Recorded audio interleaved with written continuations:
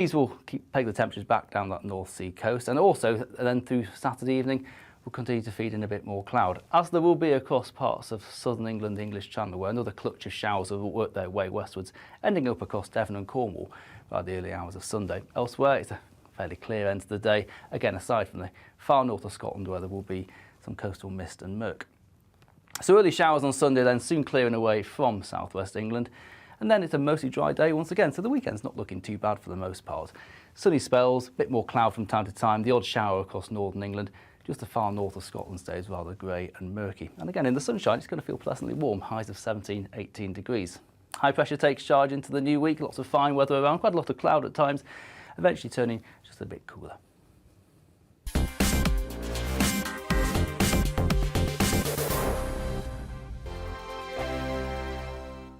Hello, I'm Michelle Dewberry, and you can join me every weekday 6 till 7 on Jubes and Kerr. Me and my panel will get stuck right into the day's events, and I can tell you, in fact, I can warn you, expect some robust debates, some strong opinions and perspectives from both sides of the fence. It's about you at home as well. I love to read out all of your comments, or at least as many as I can. So join me, Michelle Dewberry, Monday to Friday, 6 till 7 on Jubes and Kerr. On radio, they call it the drive time slot, 4 p.m. until 6 p.m. as listeners head home. It's that part of the schedule when the dust of the day's events begin to clarify, and we try to make sense of it for you. Brazier is drive time for radio and TV. It's fast, it's punchy, it's opinionated, there's a Brazier angle and a little bit of levity. That's the question. That's two questions, actually. That's Brazier, Monday to Thursday, 4 till 6 on GB News. Hello, I'm Patrick Christie's. And I'm Mercy Moroki. Make sure that you join us Monday to Thursday, 10 a.m. until midday, right here on GB News for To The Point.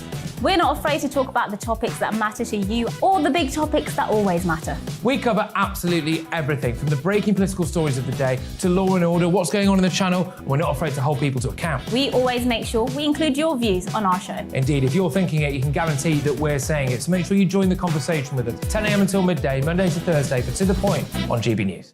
I'm Dan Wootton. Join me Monday to Thursday from 9 to 11 for the feistiest and most fun news debate on TV, where free speech reigns. I'll bring you a sharp take on the day's biggest stories, bombshell newsmaker interviews, and A-list guests. And I guarantee you, no spin, no bias, no censorship, and no reason to go to bed. That's Dan Wootton tonight, Monday to Thursdays from 9 on GB News.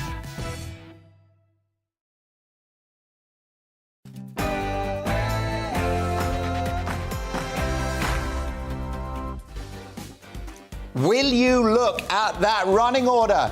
It's hot stuff tonight. Yes, indeed, a busy programme. My Mark Meets guest is the legendary British athlete Fatima Whitbread, who was raised in care homes and went on to become a true Olympian. You won't want to miss her incredible story at 10.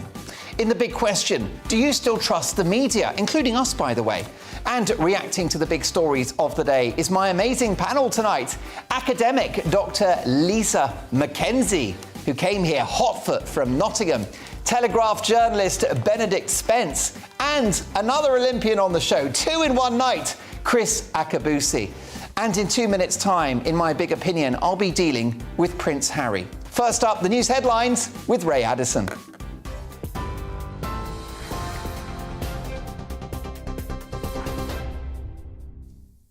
Thanks, Mark. Here's the latest from the GB newsroom. Downing Street says the Prime Minister is not among those fined for a number 10 bring-your-own-bottle garden party. It's reported several fines have been issued to people who attended the event that took place on May the 20th, 2020. MPs have ordered an investigation into lockdown breaches, but the Prime Minister is confident he will keep his job. Liberal Democrat MP Christine Jardine told GB News the investigation could lead to Boris Johnson's suspension.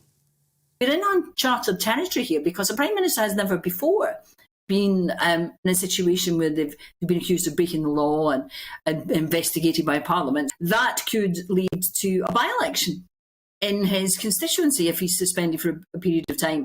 And that would be unprecedented. Madeleine McCann's parents have welcomed the news that a formal suspect has been named in her disappearance. Portuguese authorities are investigating 44-year-old convicted sex offender Christian Bruckner in connection with the case. Kate and Jerry McCann say even if the possibility is slim, they've not given up hope that Madeleine is still alive. The 3-year-old was taken from her hotel room during a family holiday in Praia da Luz in 2007. An officer who worked on the original case, Jim Gamble, told GB News Bruckner raped a woman in the same area 2 years earlier. He was involved in burglaries of hotel rooms and apartments, and we know from the cell site analysis that a phone attributed to him places that phone, and we hypothesize him, in direct proximity to the apartment at the time the offence took place. Russia's defence ministry now says 1 sailor died and 27 are missing after the warship Moskva sank in the Black Sea last week. A Russian news agency reports that 396 other crew members were rescued. Moscow had originally claimed all servicemen had been evacuated when the missile cruiser sank. The Kremlin also claimed it happened after a fire set off an explosion of onboard ammunition. But Ukraine says the vessel was hit by anti-ship Neptune missiles. Meanwhile, United Nations Secretary-General Antonio Guterres is visiting President Putin in Moscow on Monday. It comes after the UN said there's growing evidence of war crimes, with Russian troops indiscriminately bombing populated areas, killing civilians and destroying hospitals. Meanwhile, the World Bank estimates that the war in Ukraine has caused nearly £47 billion worth of damage to buildings. President Macron says the choice facing French voters is similar to when US voters chose between Hillary Clinton and Donald Trump. Earlier, his opponent, Marine Le Pen, was out campaigning in the north of the country. She says the public must choose between Macron or France. President Macron accuses Miss Le Pen of being far-right and says her solutions are not viable. Opinion polls currently put Mr Macron ahead on over 55% of the vote. On TV, online and on DAB+ radio, this is GB News. Now let's go back to Mark Dolan tonight.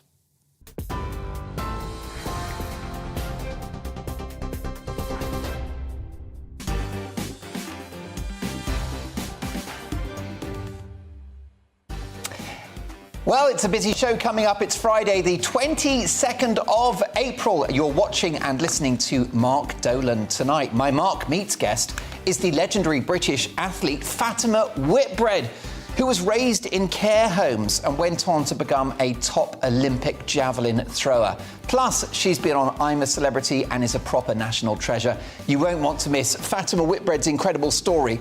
She's live at 10 o'clock. In the big question, do you still trust the media? We'll hear from all sides on that one. Plus, my brilliant panel tonight reacting to the big stories of the day. Telegraph journalist Benedict Spence, who's also a radio and TV commentator. We're also joined by ethnographer and academic Dr. Lisa Mackenzie, making a welcome first appearance on the show, hotfoot from the beautiful city of Nottingham. And another Olympian on the show. That's right, 2 in one night. Chris Akabusi, broadcaster, Olympian and motivational speaker. Among the topics they'll be looking at, is Britain heading for a summer recession? Do you read online reviews? And is it time Britain's women went makeup free? Plus, what does your car say about you? Here's mine. A rather fancy Toyota Prius in Astral Black, a couple of scratches, as my director Louisa has pointed out, and adorned in bird excrement. I'm not popular among the bird community, quite clearly, but that's what my car looks like. Why don't you send in pictures of your car, and we'll show them at around 10:30 when we talk about what your car says about you. So you can send those pictures of your motor to mark@gbnews.uk. We've also got another great British game show tonight. It's all about chest hair. That's right. We've got range on this programme. Find out why we're talking about chest hair before 11. But my priority, as always, is to get your opinions on the national television airwaves. The best bit of my show is when I hear from you. mark@gbnews.uk. Now, you know the golden rule of this programme. We don't do boring, not on my watch. I just won't have it. It is Friday night, and we've got big names, big stories, big opinions, and yeah, a few laughs along the way as well. So why not grab something cold and fizzy from the fridge, or tear open the Cadbury's mini rolls, and let's get to work.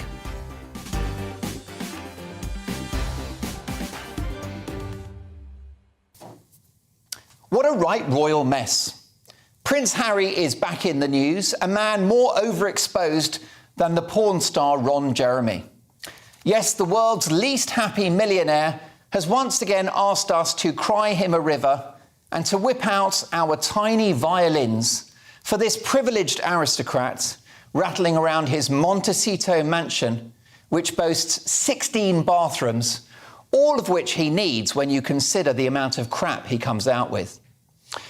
Having stayed away from the memorial service dedicated to his grandfather, Philip, in a confected row over security, it's apparently safe enough for him to gallivant around Holland, posing for photo opportunities at the Invictus Games. Take a look at this. Here he is on the back of a kid's Land Rover, demonstrating his mental age. Not the first bandwagon he's jumped on. So he's unsafe in London, where he would have his private security and would be in a ring of steel any time he was with the UK royals. But he's perfectly safe in Holland. That's what I call Dutch courage. God forbid that he should be targeted. But really, is he saying that he's safer in Holland than in the UK? Do international terrorists not travel? Do they not go to Holland? Maybe terrorists don't like the heavy cheese that they eat in that country. Or perhaps they find Heineken doesn't reach the parts other beers do. Fresh from living it up in Holland, Harry's got to pull his fingers out of the dike and give up the floods of tears. And how shocking that he should throw shade on his own father and brother by giving a politician's answer when asked this week how important they were to him. I honestly can't decide who's worse, the navel-gazing ginger Windsor Harry, or his wife, the woman who broke up the royal band, Yoko Ono herself, Meghan Markle. I just don't buy a word that this two ever say. I would trust the notorious crooked banker Bernard Madoff with my money before listening to these two. Seriously. Sorry, but I take everything these two say with a whole mountain of pink Himalayan. Take that dreadful non-interview with Oprah Winfrey in the Garden of Eden. That interview smelt of something, and it wasn't fertilizer. In fact, it contained at least one clear untruth. Meghan Markle claimed that they got married before the actual wedding, a claim refuted by none other than the Archbishop of Canterbury, Justin Welby. Yes, the woke Archbishop is sometimes actually awake. So, were the other devastating accusations made in that interview in relation to racism and mental health authentic? Were they credible? Well, you tell me. If true, it's horrific and unacceptable that they happened. But any jury would now question the reliability of this witness. Now, all of this could be old news, and it should be old news. I should be talking to you about the weather instead. Still nice, isn't it? But a bit chilly. But I can't talk about the weather because we have a prince, once a carefree, fun-loving national treasure, who continues to attack his own family and therefore the institutions and traditions of this country, which is perfect torture for William, Charles, and most tragically, our incredible 96-year-old monarch. Now, I once presented a show called Balls of Steel on Channel 4. There might be an ancient photograph knocking about. Well, Prince Harry, oh, there you go, looking very carefree. Well, that was about 15 years ago, I'll be honest with you. Well, frankly, I presented Balls of Steel, but Prince Harry has gonads of titanium, claiming that his priority is to protect the Queen. And by protection, he means moving thousands of miles away, starring in podcasts and TV shows, slagging his family off, and undermining the institutions that have given him this platform and these riches. All happening, of course, whilst Brits at home work out how to heat their homes and feed and clothe their families. For Prince Harry to say he's protecting the Queen is like Count Dracula claiming he's protecting the nation's blood supplies. With friends like that, who needs enemies? Far from having the Queen's best interests at heart, he's the greatest thorn in her side. And his attacks on the family and our monarchy is by definition an attack on the British people too. If he and Meghan hate the whole setup so much, then why don't they sever ties with the family and relinquish the titles of Duke and Duchess of Sussex? It's the worst hypocrisy to attack an institution whilst continuing to make millions from the honour, prestige and traditions that they represent. And of course, they won't give up the royal titles because then they'll lose the Spotify deal, among many others, and will probably have to give up a few of those bathrooms. Imagine only having 10 loos, for example. I wish we could flush these two down the plug hole, lecturing the world about climate change from a private jet. Do me a favour. And how is spilling the beans about the Queen's most intimate moments protecting her, including what presents she gives out, her sense of humour, and who she trusts the most? All examples of Harry's oversharing. How is it protecting the Queen to create a soap opera around her beloved husband Philip's memorial service when what she needed was quiet dignity and support? And how will it protect the Queen when Harry brings out his tell-all book designed to upstage her Jubilee celebrations and which will offer a portrait of the royal family that makes Thomas Harris's characterisation of Hannibal Lecter in The Silence of the Lambs look positively flattering? And it's my view that this book will be the greatest work of fiction since War and Peace. Bore and Peace, more like. Harry cuts a joyless figure at the moment. He looks haunted, like a rabbit in the headlights, a kidnapped victim of woke California, silently mouthing the words, "I'm a royal, get me out of here," to the world's cameras. I personally wish him and this young couple and their lovely kids all the very best. Harry is obviously a charming guy, and what he went through as a child with the appalling loss of his mother and his service to this country in the armed forces will never be forgotten. But neither will his unending self-indulgent strop about his own family, one which hurts the Queen and, in its own way, hurts the country too. If you don't like the royal setup, Harry, then leave it properly. Give up its perks and give us all a break. Frankly, he should take the title of Duke and Duchess of Sussex and give it a right royal flush down one of his 16 toilets.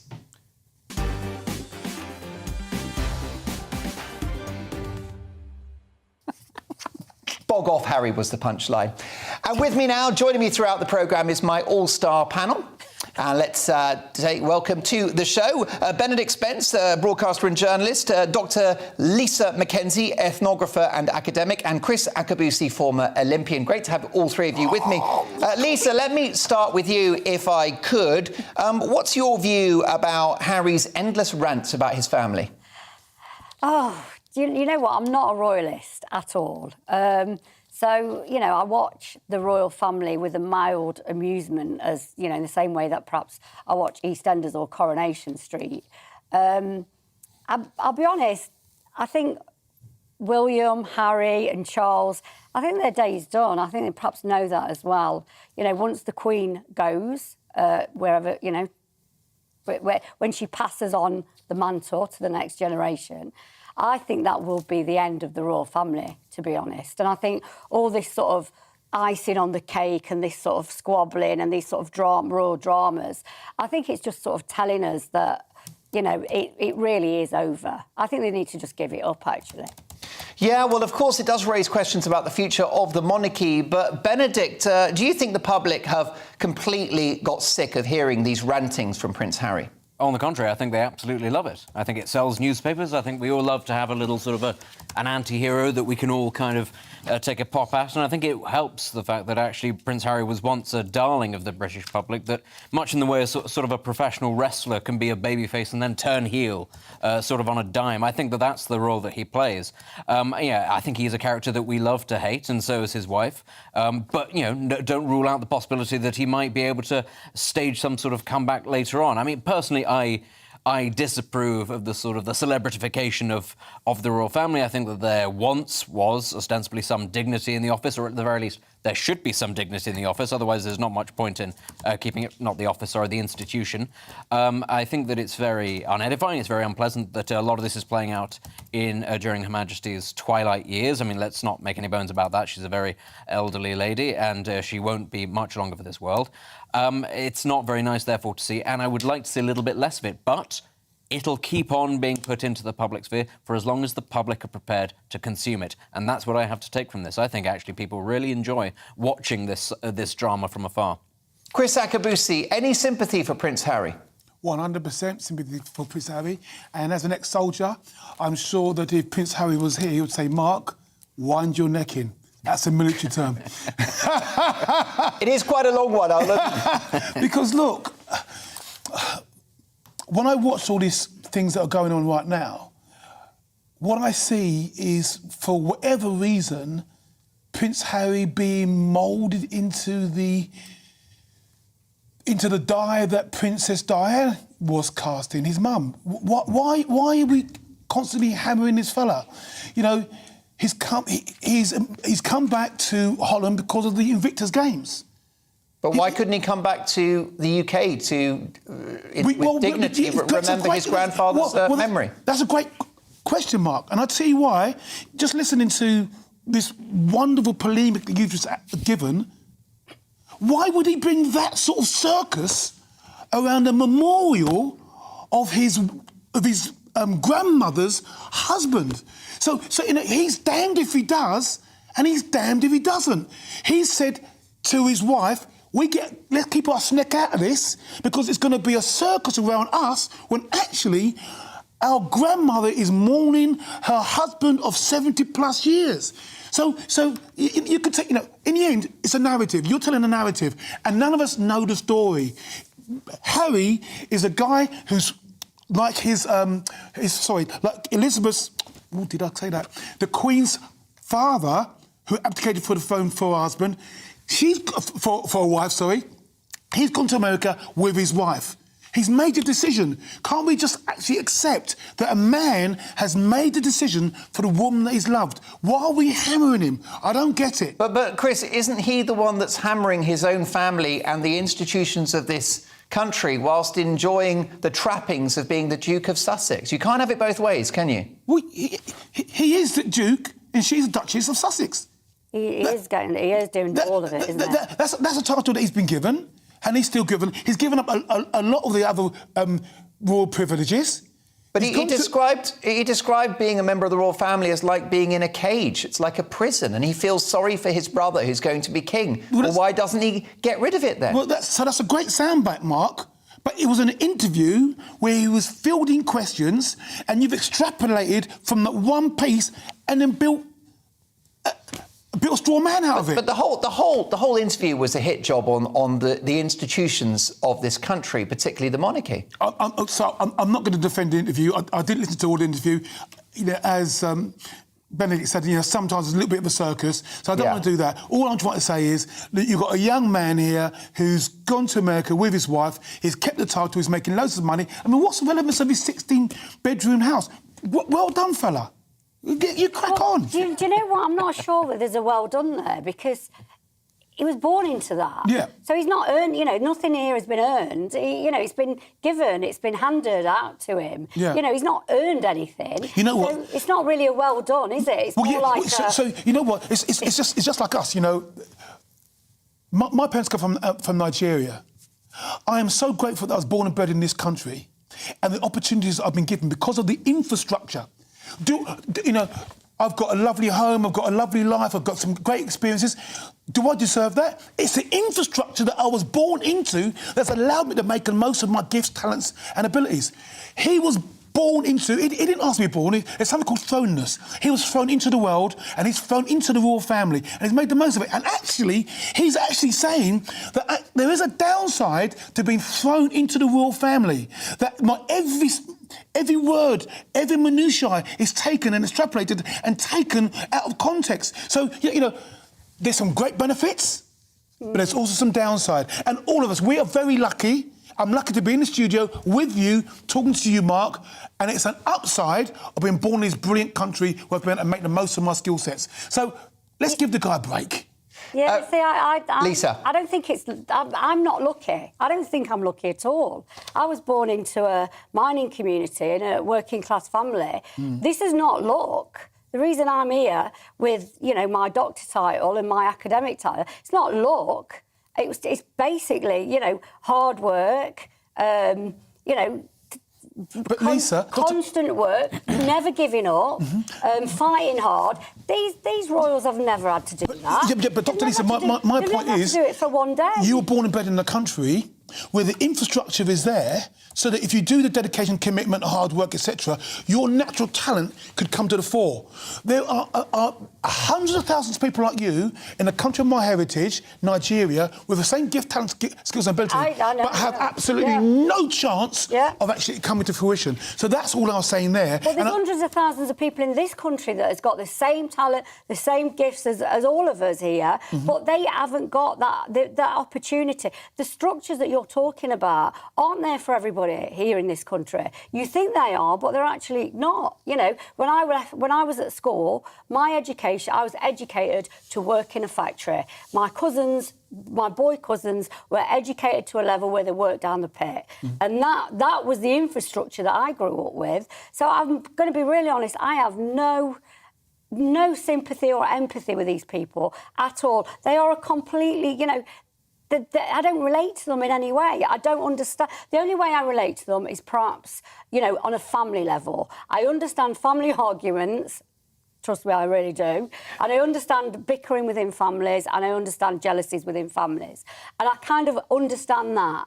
But, you know, most people don't go off to California and, you know, have a nice life, and, you know, they have to go back to where they live and continue on the drudgery of every day. I don't have a lot of sympathy with any of them, actually. Well, I don't think he's looking for sympathy. I think he's looking to get on with his life. Well, I don't know, Benedict Spence. I think sympathy is exactly what this guy wants, given the fact that he's been on a 2-year moan-a-thon.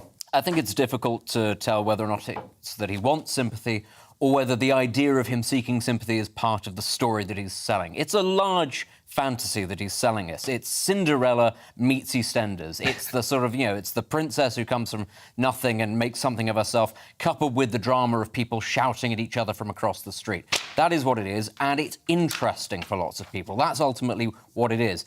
And, you know, that little element that you touched upon there, the sort of the hypocrisy of saying, oh, woe is me, everybody's intruding into my life, and now I'm going to sell it to you. That is a part of the product that he is trying to sell to us. I agree. Actually, if what he'd done is after he left, you know, the sort of the working royal family, so to speak, he'd moved to Canada and he'd gone to live in the woods with the grizzly bears and everything else that was there, we'd all have gone, OK, fair enough, he wants a quiet life.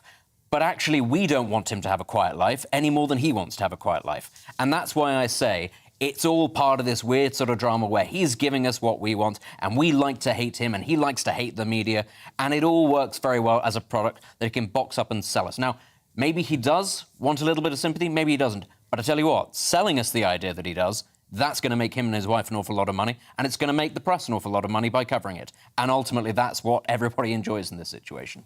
What do you think? Do you still have sympathy for the devil? Does your heart go out to Prince Harry? Have I got to wind my neck in, as pointed out by my brilliant panellist, Chris Akabusi?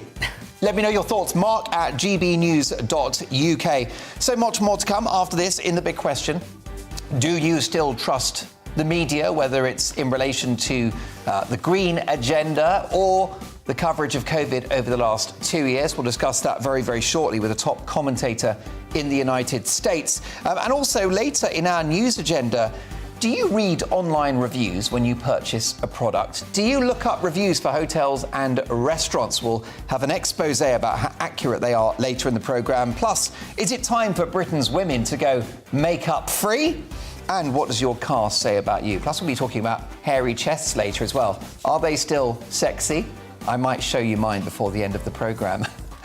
Lots to get through. The email is mark@gbnews.uk. See you too in 2.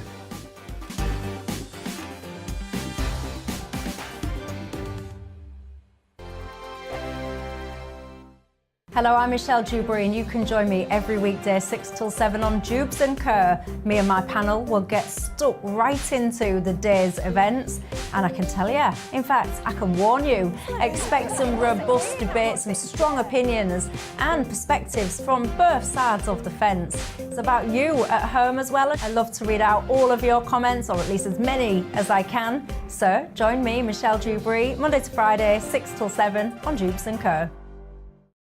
On radio, they call it the drive time slot, 4 p.m. until 6 p.m.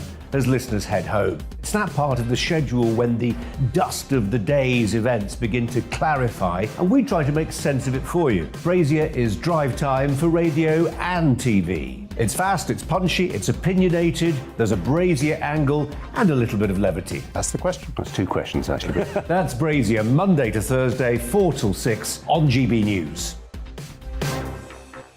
Hello, I'm Patrick Christie's. And I'm Mercy Moroki. Make sure that you join us Monday to Thursday, 10 a.m. until midday, right here on GB News for To The Point.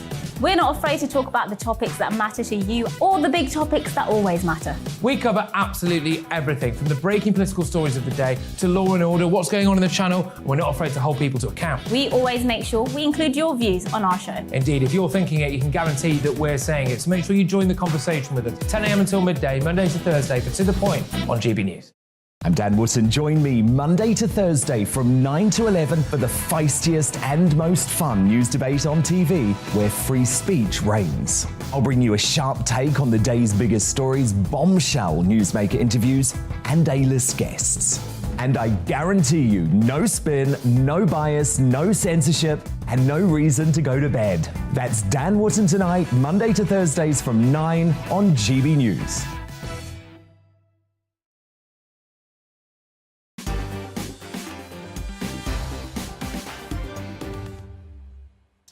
So many emails coming in reaction to my big opinion monologue about Prince Harry. He's got 16 bathrooms in his Montecito mansion.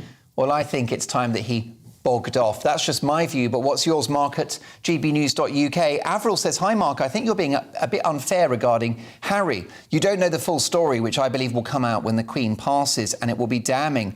He would have had his mother's support if she was still alive. That poor boy has suffered greatly, and he knows a lot about what went on. So, look, thank you so much for that, Avril. Avril there with some views about the context of Diana's death. How about this from Kathy? Dear Mark, Chris Akabusi is wrong. Harry has lots of money. He can go anywhere in the world and live quietly. I totally agree with your lady panellist. Of course, that's Dr. Lisa Mackenzie. I grew up in a similar background to her. When the Queen dies, the monarchy should die as well. Evening, Mark, says Matthew. The monarchy will be just fine and flourish when Her Majesty does eventually pass. Prince Charles and Camilla will be a fantastic king and queen, as will Prince William and Catherine. The monarchy does a lot of good for the UK and serves as the unity, tradition and the continuity of the UK. And God forbid that you'd have a president such as a British Macron. Politicians come and go, the monarch remains the same, providing continuity. Thank heavens the vast majority are still in favour of the monarchy. The whole Partygate saga has proven the value of the monarchy. Matthew, thank you for that. Let's finish with Jackie. Jackie, thanks for your email. Jackie says, hi, Mark. What exactly is Prince Harry protecting the Queen from? He also said he wanted to make sure she had the right people around her, as if that has anything to do with him. Go away, Harry, and stay away. Tough love there from Jacqueline. I'll get to more of your emails very, very shortly. Don't forget, at 10 o'clock, my Mark Meets guest is the incredible Olympic javelin thrower, the remarkable Fatima Whitbread. She started her life in care homes, an abusive mother, and she prevailed over all of that to become a true British sporting hero. She's live at 10. Hear her story then. Lots more to come, including lots of topics from my panel, but let's get to the big question. Now, we've all heard politicians use expressions like fake news and false narratives to attack their portrayal by the mainstream media and make it out to be untrustworthy. But do the public share this antagonism towards the media itself? Well, according to YouGov, the answer is yes, as polls conducted since 2019 have consistently shown that over half of Brits, that's right, half of Brits, don't trust even the most upmarket newspapers.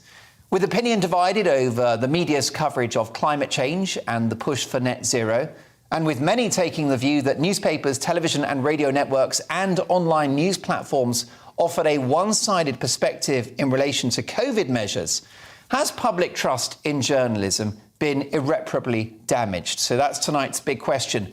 Do you still trust the media? Let me know, Mark at gbnews.uk. And let's put GB News into that mix. Do you trust us? I want the honest truth. Joining me to discuss this are two remarkable and highly respected journalists in their own right.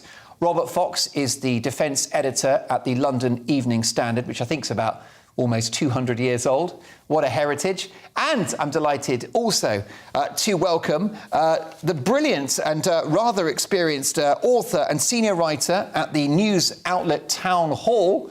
It is Julio Rivera. Julio, welcome to the show. Let me start with you. Do the public trust the media in the United States?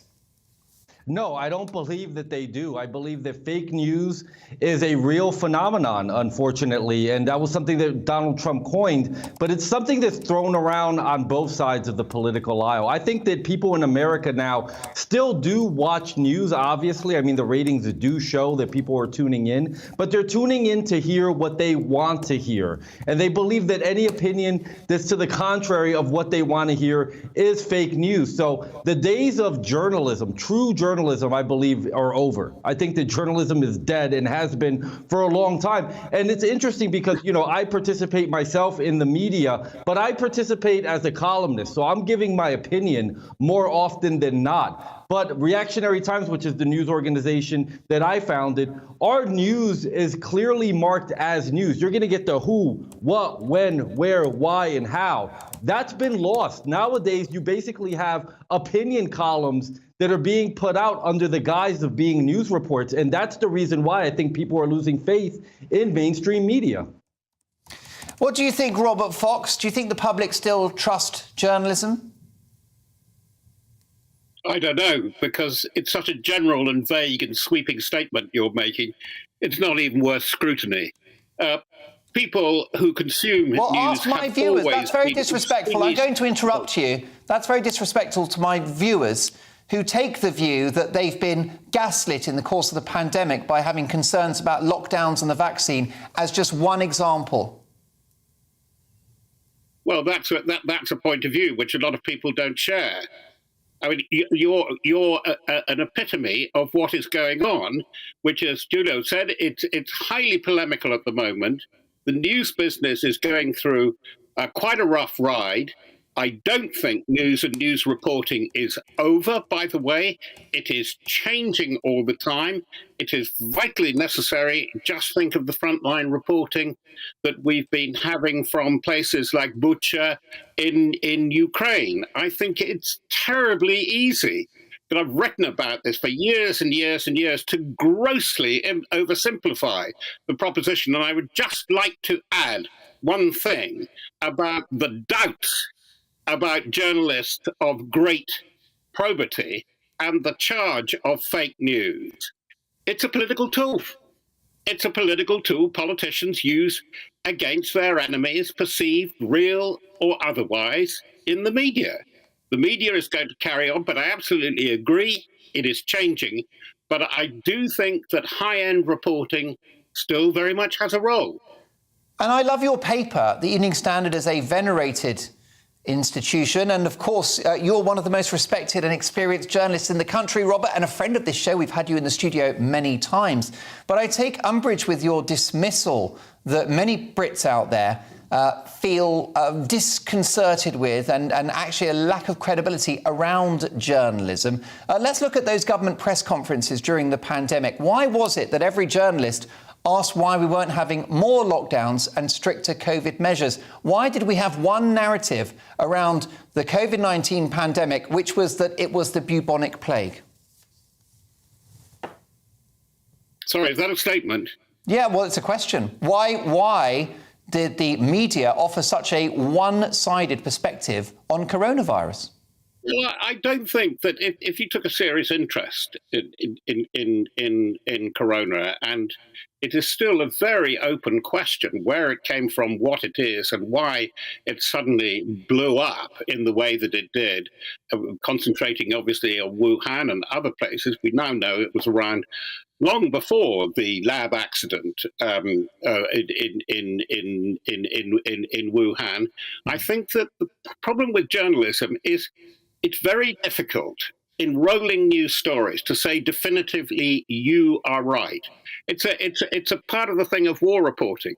War reporters should never be asked to analyse what is happening in the whole strategy, because he or she is very much focused on the high-intensity drama in front of them.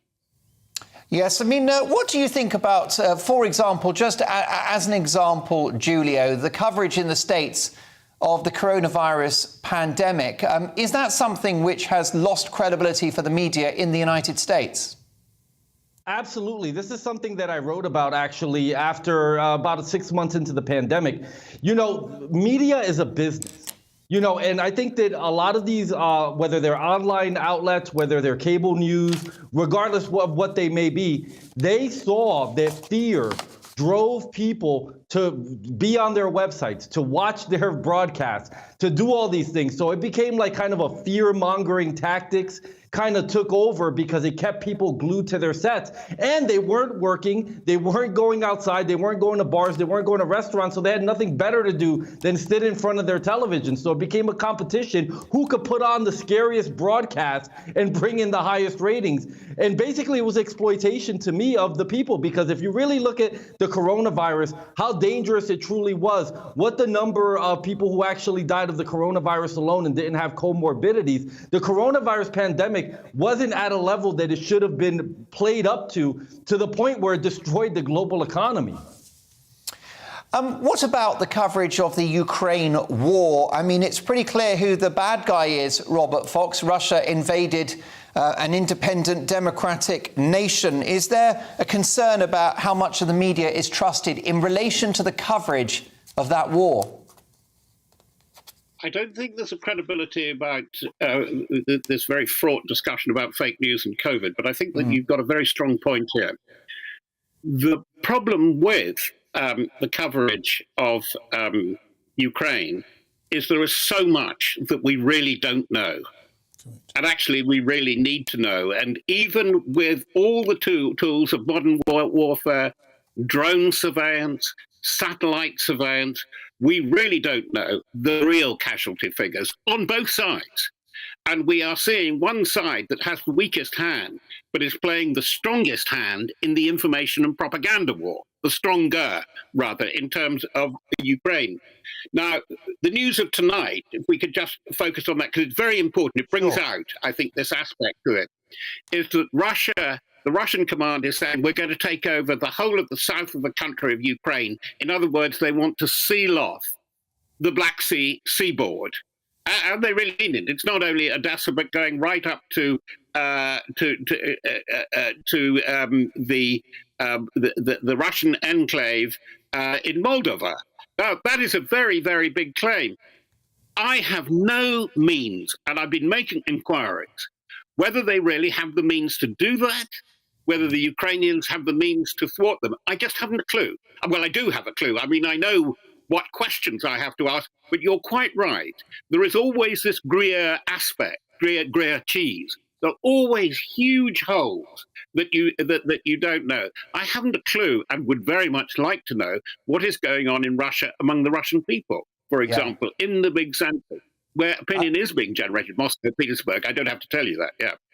And there's certainly no denial on my part that fake news does exist, and it's a very, very dangerous force being, of course, propounded and amplified on social media. It's a bit of a puzzle how to deal with that without damaging free speech, of course, but it is a concern. Let's bring my brilliant panel in on this. Benedict Spence, a top journalist, Dr. Lisa McKenzie, ethnographer and academic, and Chris Akabusi, Olympian and, of course, broadcaster and motivational speaker as well. I'm particularly interested to ask you about this, Benedict. You've written for just about all of the main top papers in this country. I've had an email about Brexit, actually, and this is from Bill, who says, Dear Mark, after watching for months and months before the Brexit vote and Trump winning the election, I can honestly say that I will never trust the news anymore. False reporting on who's winning, etc., then getting Obama, Beckham, Blair to swing vote was sickening, and comedy shows portraying Brexiteers and Trump in a negative light. I do wonder whether Brexit was the start of this distrust in the media, certainly here in the UK. I think in the UK it wasn't necessarily the start, but I think it certainly shone a light on separating polls that had been pulling apart for a while anyway. And I think that sort of started with the sort of the advent, I suppose, more of the columnist, of opinion pieces, of that sort of thing, and that sort of blurring the boundary between what was, I suppose, once upon a time straight news reporting and sort of insurgent media organisations, YouTubers, the rise of Twitter, social media, and that sort of thing. It made it far easier for opposing points of view to be broadcast where perhaps once they wouldn't necessarily have had much of an area. I think social media has played a very significant role in this. It's given voice to all kinds of people that once upon a time would have been locked out. But I don't just think it's a question so much of people not trusting the media. There was a very interesting poll that came out, I think it was yesterday, or the day before yesterday, rather, in the United States, comparing Democrats and Republican voters, and not just their faith in the media, but their faith in institutions in general. And it was very noticeable that Republican voters, by and large, their faith in just about every institution, be it the courts, be it the government, be it higher education, was dropping precipitously. And for Democratic voters, it was going up at quite a rate. And I think that shows, really, that across many Western cultures, there is a pulling apart of values, of what one side believes is trustworthy and what the other believes is trustworthy. I think it represents the fact that in many cases, a more sort of liberal wing has taken, or is perceived at least to have taken possession of things like large media institutions, like higher education institutions. That is, at the very least, the perception. And you can understand, therefore, why, with the sort of the larger democratization, if you like, of access to the media, that would instill a lack of trust in a lot of organizations, including newspapers, including radio stations, including television stations. If you believe wholeheartedly that the other side controls the narrative, of course you're going to lose trust in that, because that's just the way that human beings are. Ultimately, we're very tribal. We like to think, especially those of us who work in the media, or those of us who work in law or academia, we like to think that we're very rational and that we can look at things in the cold, hard light of day and just separate the facts and take out the emotion. But that's not what we do. That's never been what human beings do. And I think that's just a reflection of the general state of play. This is an interesting one from Mr. R. Beadle, who's emailed into the programme, Lisa Mackenzie. Dear Mark, do I trust the media? Not at all since 2015 and the Brexit vote. Much worse since the overinflated flu debacle, where the media supported and still support authoritarian, overbearing government based on faulty science and the New World Order, brackets, Build Back Better. We're being suckered on every level, from climate crisis to energy and food supplies, and the media promote all of it. What say you, Lisa Mackenzie? I think this is not really it's not new. If you go back 25, 35 years, I mean, my dad was a striking miner in 1984. Now, we were reading front page news about our communities that we knew weren't true.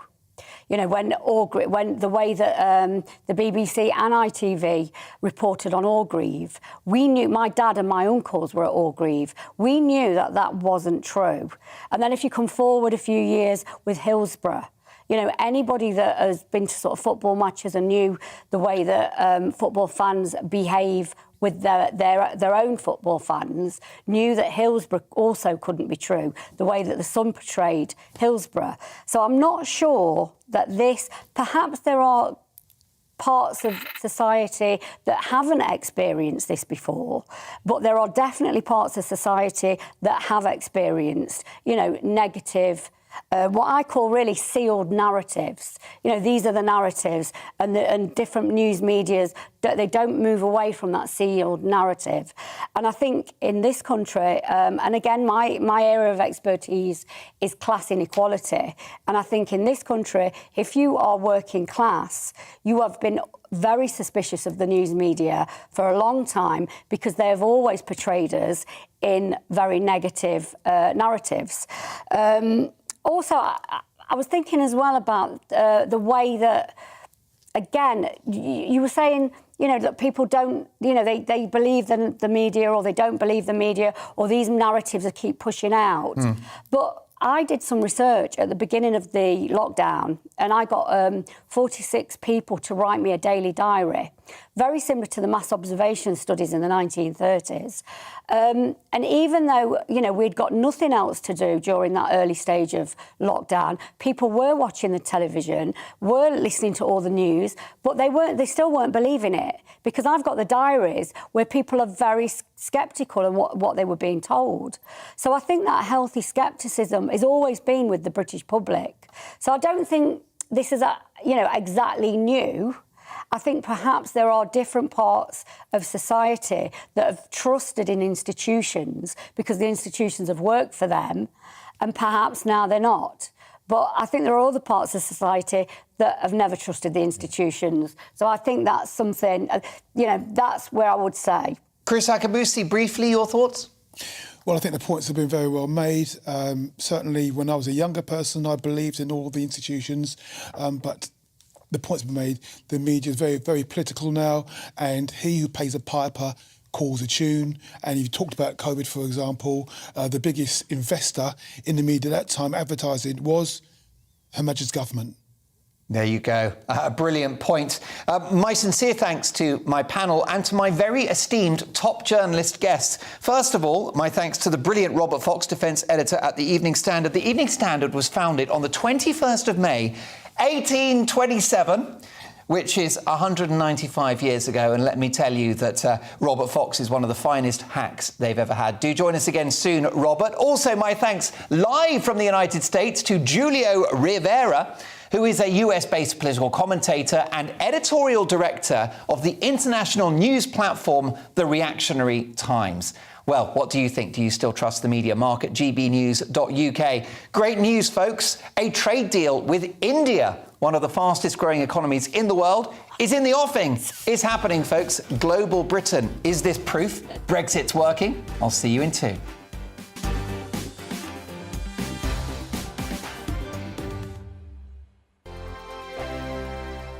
Hello, I'm Michelle Dewberry, and you can join me every weekday 6 till 7 on Jubes and Kerr. Me and my panel will get stuck right into the day's events, and I can tell you, in fact, I can warn you, expect some robust debates, some strong opinions and perspectives from both sides of the fence. It's about you at home as well. I love to read out all of your comments, or at least as many as I can. So join me, Michelle Dewberry, Monday to Friday, 6 till 7 on Jubes and Kerr. On radio, they call it the drive time slot, 4 p.m. until 6 p.m. as listeners head home. It's that part of the schedule when the dust of the day's events begin to clarify, and we try to make sense of it for you. Brazier is drive time for radio and TV. It's fast, it's punchy, it's opinionated, there's a Brazier angle and a little bit of levity. That's the question. That's 2 questions, actually. That's Brazier, Monday to Thursday, 4 till 6 on GB News. Hello, I'm Patrick Christie's. And I'm Mercy Moroki. Make sure that you join us Monday to Thursday, 10 a.m. until midday, right here on GB News for To The Point. We're not afraid to talk about the topics that matter to you or the big topics that always matter. We cover absolutely everything, from the breaking political stories of the day to law and order, what's going on in the channel. We're not afraid to hold people to account. We always make sure we include your views on our show. Indeed, if you're thinking it, you can guarantee that we're saying it. So make sure you join the conversation with us, 10 a.m. until midday, Monday to Thursday for To The Point on GB News. I'm Dan Wootton. Join me Monday to Thursday from 9 to 11 for the feistiest and most fun news debate on TV, where free speech reigns. I'll bring you a sharp take on the day's biggest stories, bombshell newsmaker interviews, and A-list guests. And I guarantee you, no spin, no bias, no censorship, and no reason to go to bed. That's Dan Wootton tonight, Monday to Thursdays from 9 on GB News.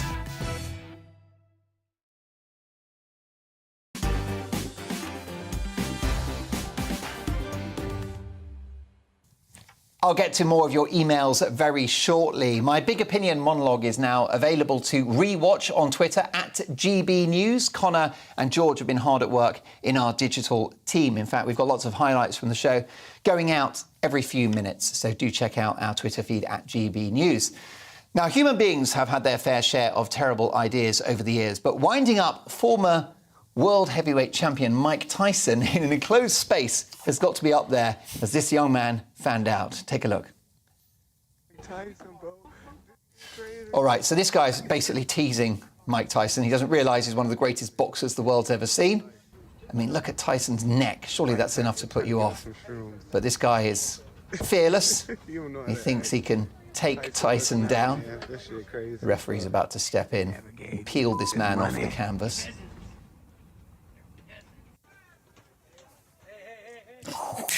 There you go. Iron Mike Tyson gets his revenge. Brilliant stuff. Well, let's move on. This is Max, the 3-year-old pug dog, throwing the sort of punches we'll be seeing from Tyson Fury and Dylan White at Wembley tomorrow night. Look at this. Frank Bruno, eat your heart out. Very pugilistic pug. Max's owners say he doesn't approve of their interior design choices, and he has now destroyed 3 sets of cushions. He's just trying to get comfortable, just like us, my panel and myself on the sofa. Now, the Prime Minister Boris Johnson has been in India meeting his counterpart, Narendra Modi, in an attempt to secure a free trade deal. Clearly a trade deal with one of the fastest growing economies in the world, and one which boasts a population of 1 billion people, would be a huge feather in Boris's cap. Global Britain in action. However, a deal could also entail relaxed immigration rules for Indian workers into the UK and potentially lower food standards. And wasn't Brexit meant to prioritise British workers?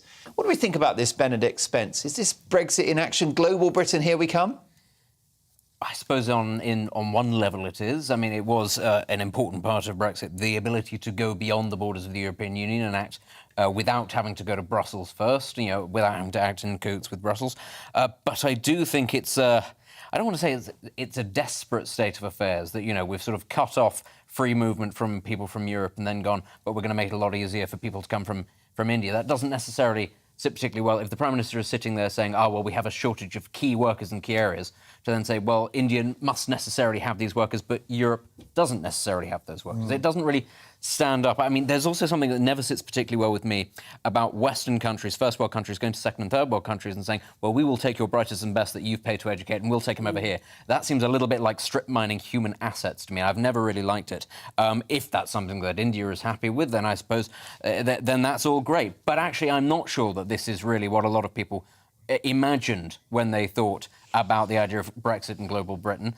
It's not like we're going to get a referendum on whether we want a free trade deal or not with India. We're just being told that this is a good thing. There is also, of course, the issue at play, which is why we're talking about India very specifically now, is the role that India is playing in relation to Russia.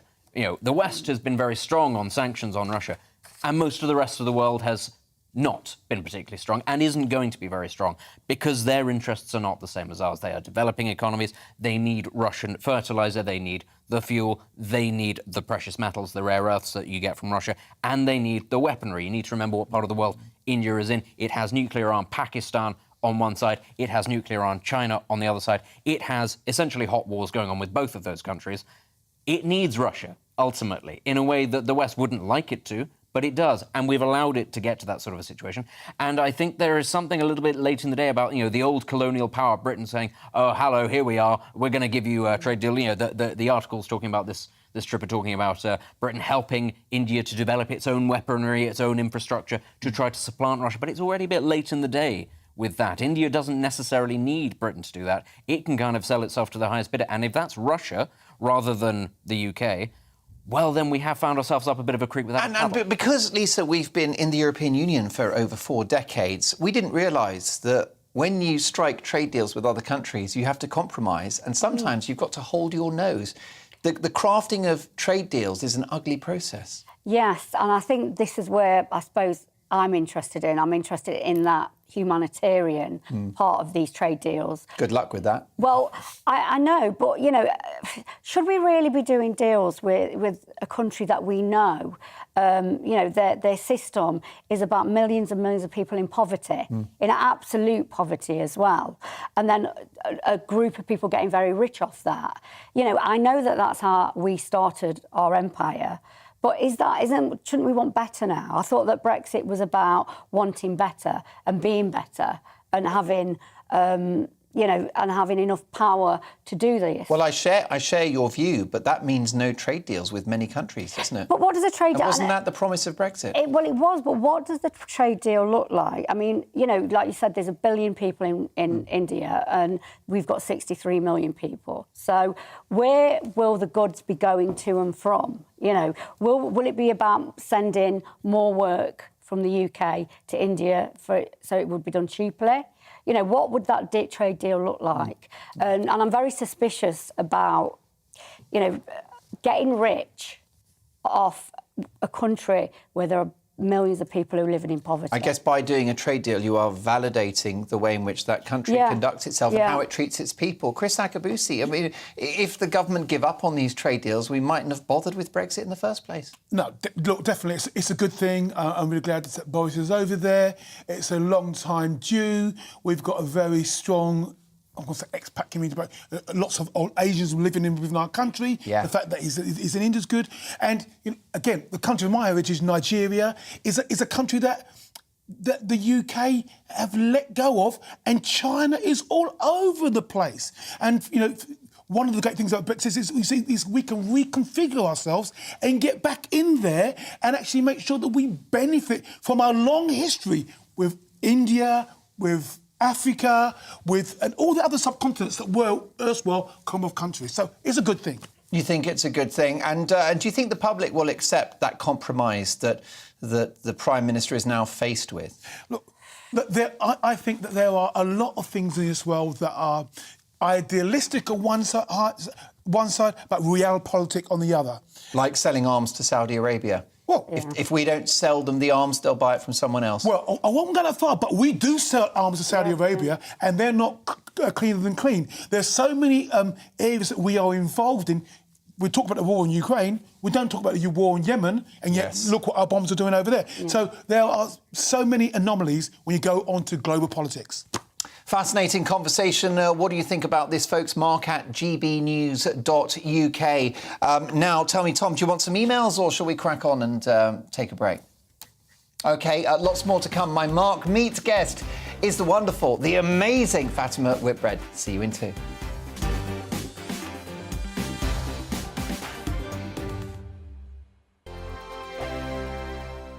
Hello, I'm Michelle Dewberry and you can join me every weekday 6 till 7 on Jubes and Kerr. Me and my panel will get stuck right into the day's events, and I can tell you, in fact, I can warn you, expect some robust debates, some strong opinions and perspectives from both sides of the fence. It's about you at home as well. I love to read out all of your comments, or at least as many as I can. So join me, Michelle Dewberry, Monday to Friday, 6 till 7 on Jubes and Kerr.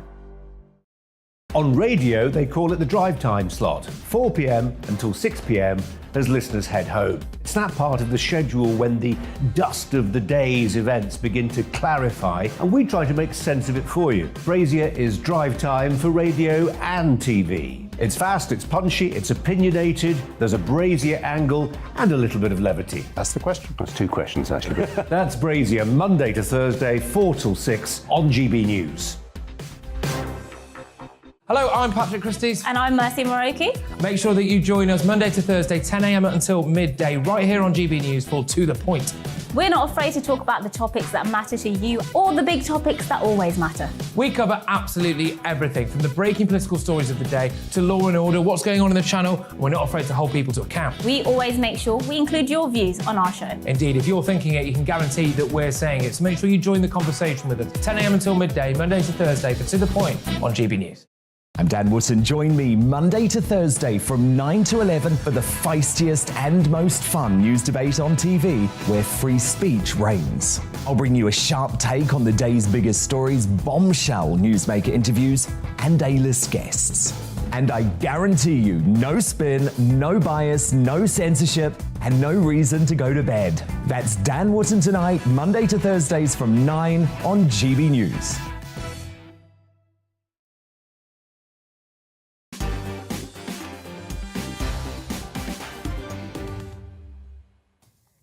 A very busy hour to come. In our news agenda, we'll be having a look at lots of topics. Is it time for Britain's women to go makeup free? Apparently women have stopped wearing makeup because of lockdowns. Do you want to get back into the habit of it, or is it a waste of time? Why do women wear makeup? We'll discuss that later in the show. Plus, are you worried about the economy? We know about the cost of living crisis, but are you concerned about the overall health of the economy?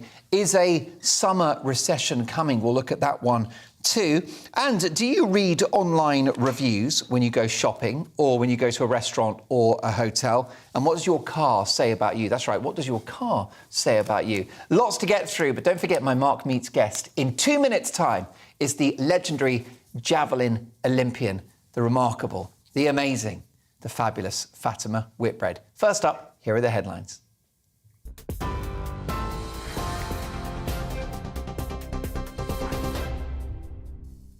Thanks, Mark. Here's the latest from the GB newsroom. Downing Street says the Prime Minister is not among those fined for a number 10 bring-your-own-bottle garden party. It's reported several fines have been issued to people who attended the event, which took place on May the 20th, 2020. MPs have ordered an investigation into lockdown breaches, but the PM is confident he will keep his job. Liberal Democrat MP Christine Jardine told GB News the investigation could lead to Boris Johnson's suspension. We're in uncharted territory here because the Prime Minister has never before been in a situation where they've been accused of breaking the law and investigated by Parliament. That could lead to a by-election in his constituency if he's suspended for a period of time. And that would be unprecedented. Christine Jardine. Madeleine McCann's parents have welcomed the news that a formal suspect has been named in her disappearance. Portuguese authorities are investigating 44-year-old convicted sex offender Christian Bruckner in connection with the case. Kate and Jerry McCann say even if the possibility is slim, they've not given up hope that Madeleine is still alive. The 3-year-old was taken from her hotel room during a family holiday in Praia da Luz in 2007. An officer who worked on the original case, Jim Gamble, told GB News Bruckner raped a woman in the same area 2 years earlier.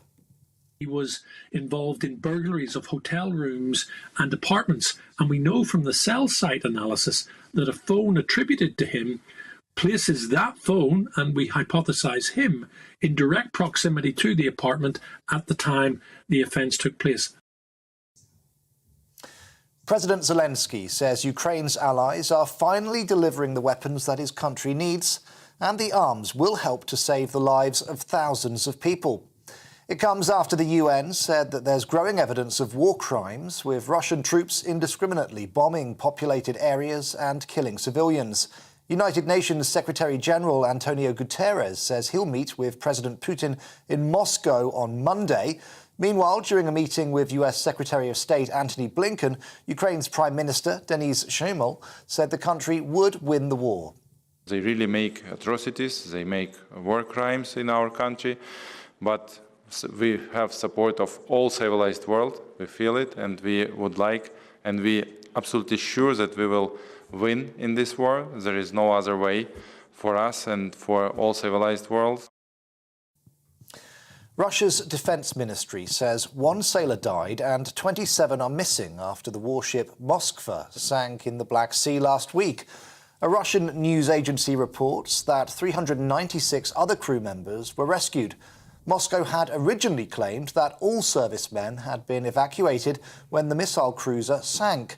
The Kremlin also claimed it happened after a fire set off an explosion of onboard ammunition. But Ukraine says the vessel was hit by anti-ship Neptune missiles. We're on TV, online and on DAB+ radio. This is GB News. Now let's get back to Mark Dolan.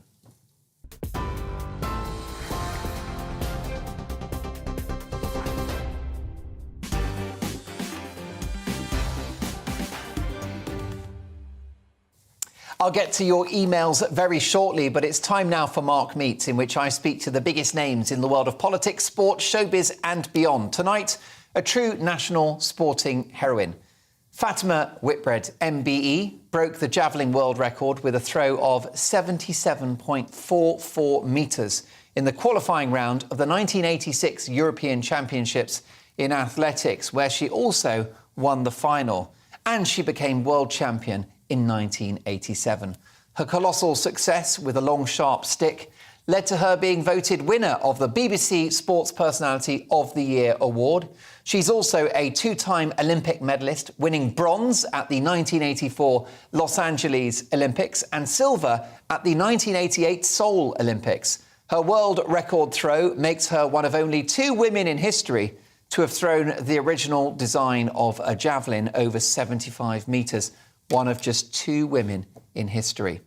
Fatima prevailed after a very tough start in life, in which she grew up in a series of children's homes, occasionally being left in the care of her abusive biological mother. In a 2003 interview with the Observer newspaper, she said it was a nightmare of a childhood, and it was only because I loved sport so much that I got through it and met my true mother. At the age of 14, Fatima was adopted by the family of Margaret Whitbread, her javelin coach.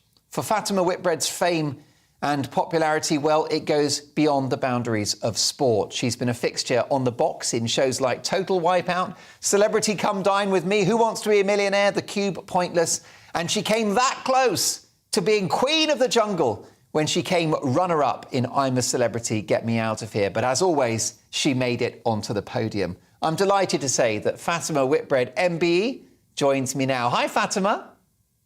How are you doing, Mark? It's nice to be here. Look, it's a thrill and a privilege to have you on the show. Were you born, do you think, with a particularly gifted set of genes in terms of your physical prowess? Were you a natural athlete? Some would say I was natural, only long after I decided that sport was going to, became my saviour. As a youngster, I was quite talented in as much that I used to play football with the boys, throw the cricket ball, and also climb up trees, but more of a tomboy, I guess. But as far as sport goes, I wasn't naturally gifted, although I had talent, but a lot of it was hard work as well towards the end. And I think to be an achiever in anything, whether it's sport, whatever it is, you have to put the time and effort in. And I certainly did that. How old were you, Fatima, when you had your first taste of competitive sport? I was, let me see. I had to be around about 9 or 10 years old. We were throwing cricket rounders balls in the back of the school with the PE teacher, and it was then I discovered perhaps I had a bit of talent for throwing because I beat the boys. So it was told to me, "Oh, you've got a bit of talent, so you should carry on with doing that." But it's hard because. Spending the first 14 years of my life in children's homes was never ideal anyway. And for me, it was always difficult because emotionally I was quite disturbed, so I didn't really get into my academic work. So it sort of put me aside in as much that I was always apart from friends and struggling at school. So I then started with netball and then hockey, and I became quite good at that. Worked really hard and then brought the team together and became team captain. So I was motivating my peers, really. So that gave me the opportunity of being on level terms with them. And, of course, confidence grows and then you start believing in yourself. And then one or two people at the children's home, Mrs. Pete, actually, my auntie Pete, was the one that said to me, this is the way forward for you. You can make something of yourself here. And it wasn't until 1972 when I saw Mary Peters. I was only 11 years old at the time, at the Moscow Olympics. She won what was then the pentathlon, which is now called the heptathlon. And I realised then perhaps maybe that's the way forward for me, to do sport, to find myself in a children's home, not knowing where I was going. The only real way forward for me was to be successful in sport and perhaps carve a life out for myself. That's really what happened, I suppose sport was my saviour. And it was, I tell you, Mark, I actually met my adoptive mother through sport. In fact, she was a PE teacher at St Chad's School, and our school, Torrals, we were playing a league match, and it was quite close, and it was going 11-11, 12-12 all, and my voice was heard above all, and of course the whistle went, and the umpire said, "Young lady, keep that noise down or you'll be off." And of course, me being me, kept motivating my team and wanting to win. And the whistle went again. She said, "I'm not telling you any more. If there's any more from you, young lady," she said, "you'll be off." And I sort of muttered as I turned, and their team captain, Donna, said to me, "Fats, don't. She's very strict. She will send you off." So I kind of sort of got on with it, motivating my team at a lesser level. Anyway, we won, thankfully, yay! Of course. But it was the end of it was the end of the netball season, and the athletic season was about to begin. And I said to one of my friends, Alma, who lived in the children's home around the corner, "How about we go to Blackshots?" I said, and go to the athletic club there, which is a 5-mile walk. We probably pocketed the bus money and spent it on sweets or something. But yeah, we went to the track, and when we got there, Alma went off to the sprinters, and I could see in the far distance a tall blonde guy throwing what looked like a spear, a stick in your words. And I thought, oh, I'm going to go over there. So off I went. And I went to pick the javelin up, and he said, "Oh, no, you can't do that." So I said, "Why not?" So he said, no. And he turned to the coach for the shot put, Jack Grinney, and he said, "Jack, can you look after this young lady? She's trying to pick my javelins up and throw them." So Jack took me over to the stand, the stadium stands. He said, "No," he said, "you're going to have to wait here," he said, "young lady," he said, "for the javelin coach to come along." He said, "And when she comes along, I'll introduce you to her, and perhaps she'll let you have a go." And what a moment to lose Fatima. We're going to reconnect with her. What a story. I've got to say, a truly inspirational person. Well, with me in the studio is a fellow Olympian. It's Chris Akabusi. And Chris, we're just going to get a camera ready for you. But what are your emotions as you hear Fatima's story? Because, of course, you and your brother were left to fend for yourselves. You were actually in care homes for a number of years before joining the army at the age of 16. There are strong parallels in your stories, aren't there? Yeah, indeed. I didn't really know that story listening to Fatima, how deeply we are connected in that sort of experience. But the first thing I loved when I saw Fatima come on screen was that great big winning smile. I was in the same team as Fatima, and that smile, we saw that a lot, and it's just great to see her optimism and encouragement. But yes, you know, the children's home was I mean, for me, actually, I had a good time in the children's home, so I won't denigrate that. Yeah. It's the only thing about the children's home is that you know that you don't really belong there. You know, there's people all sorts of walks, colours, creeds, orientations, different backgrounds, etc. And so there's no homogenous sort of culture.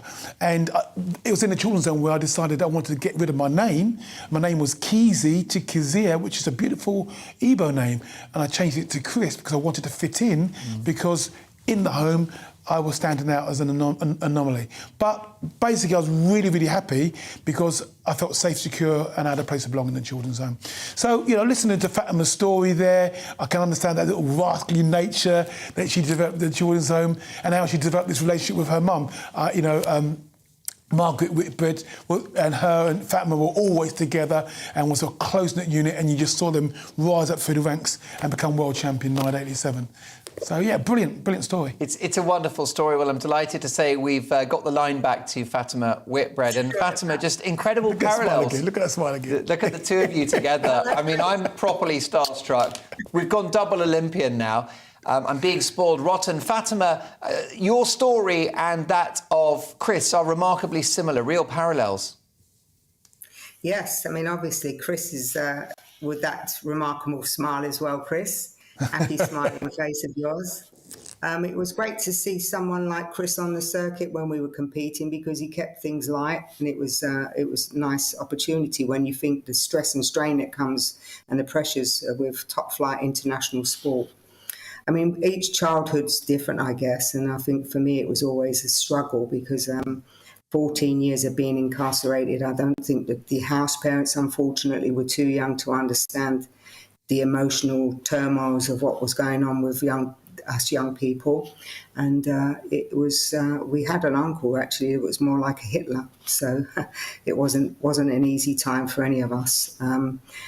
I felt that my childhood was pretty much snatched away from me, but my lucky opportunity came when, as I say, I was at the athletic club, and I was waiting in the stand for the javelin coach to come along, and this mini pulled up very fast. And as this person got out and started walking across the field, I started looking and I'm thinking, oh my God, it's that same person on the netball court, the umpire. And of course, as she came up to the stand, Mr. Grenier introduced myself, and she said, oh, I don't need to know who you are. She said, you're Fatima, aren't you? Well, she said, young lady, any more cheek like what I got on the netball court, she said, and you definitely won't be throwing any javelins up here. So I sort of clasped my hands and I said, oh, please, I'll behave myself. I'd like to have a go. And from that point on, really, I mean, you know, my life started to change around. And it was a few weeks later, she kept saying, you've got a bit of talent, she said, young lady. She said, ask your mum and dad to come up, she said, and I'll talk to them about some kit. So I just nodded my head. And a few weeks later, she asked Jack, she said, has Fatima got a problem with her hearing? So Jack said, no, why? Well, she said, I keep asking her to ask mum and dad to come up, but all she does is nod her head. So I said, he said, don't you know she lives in the children's homes?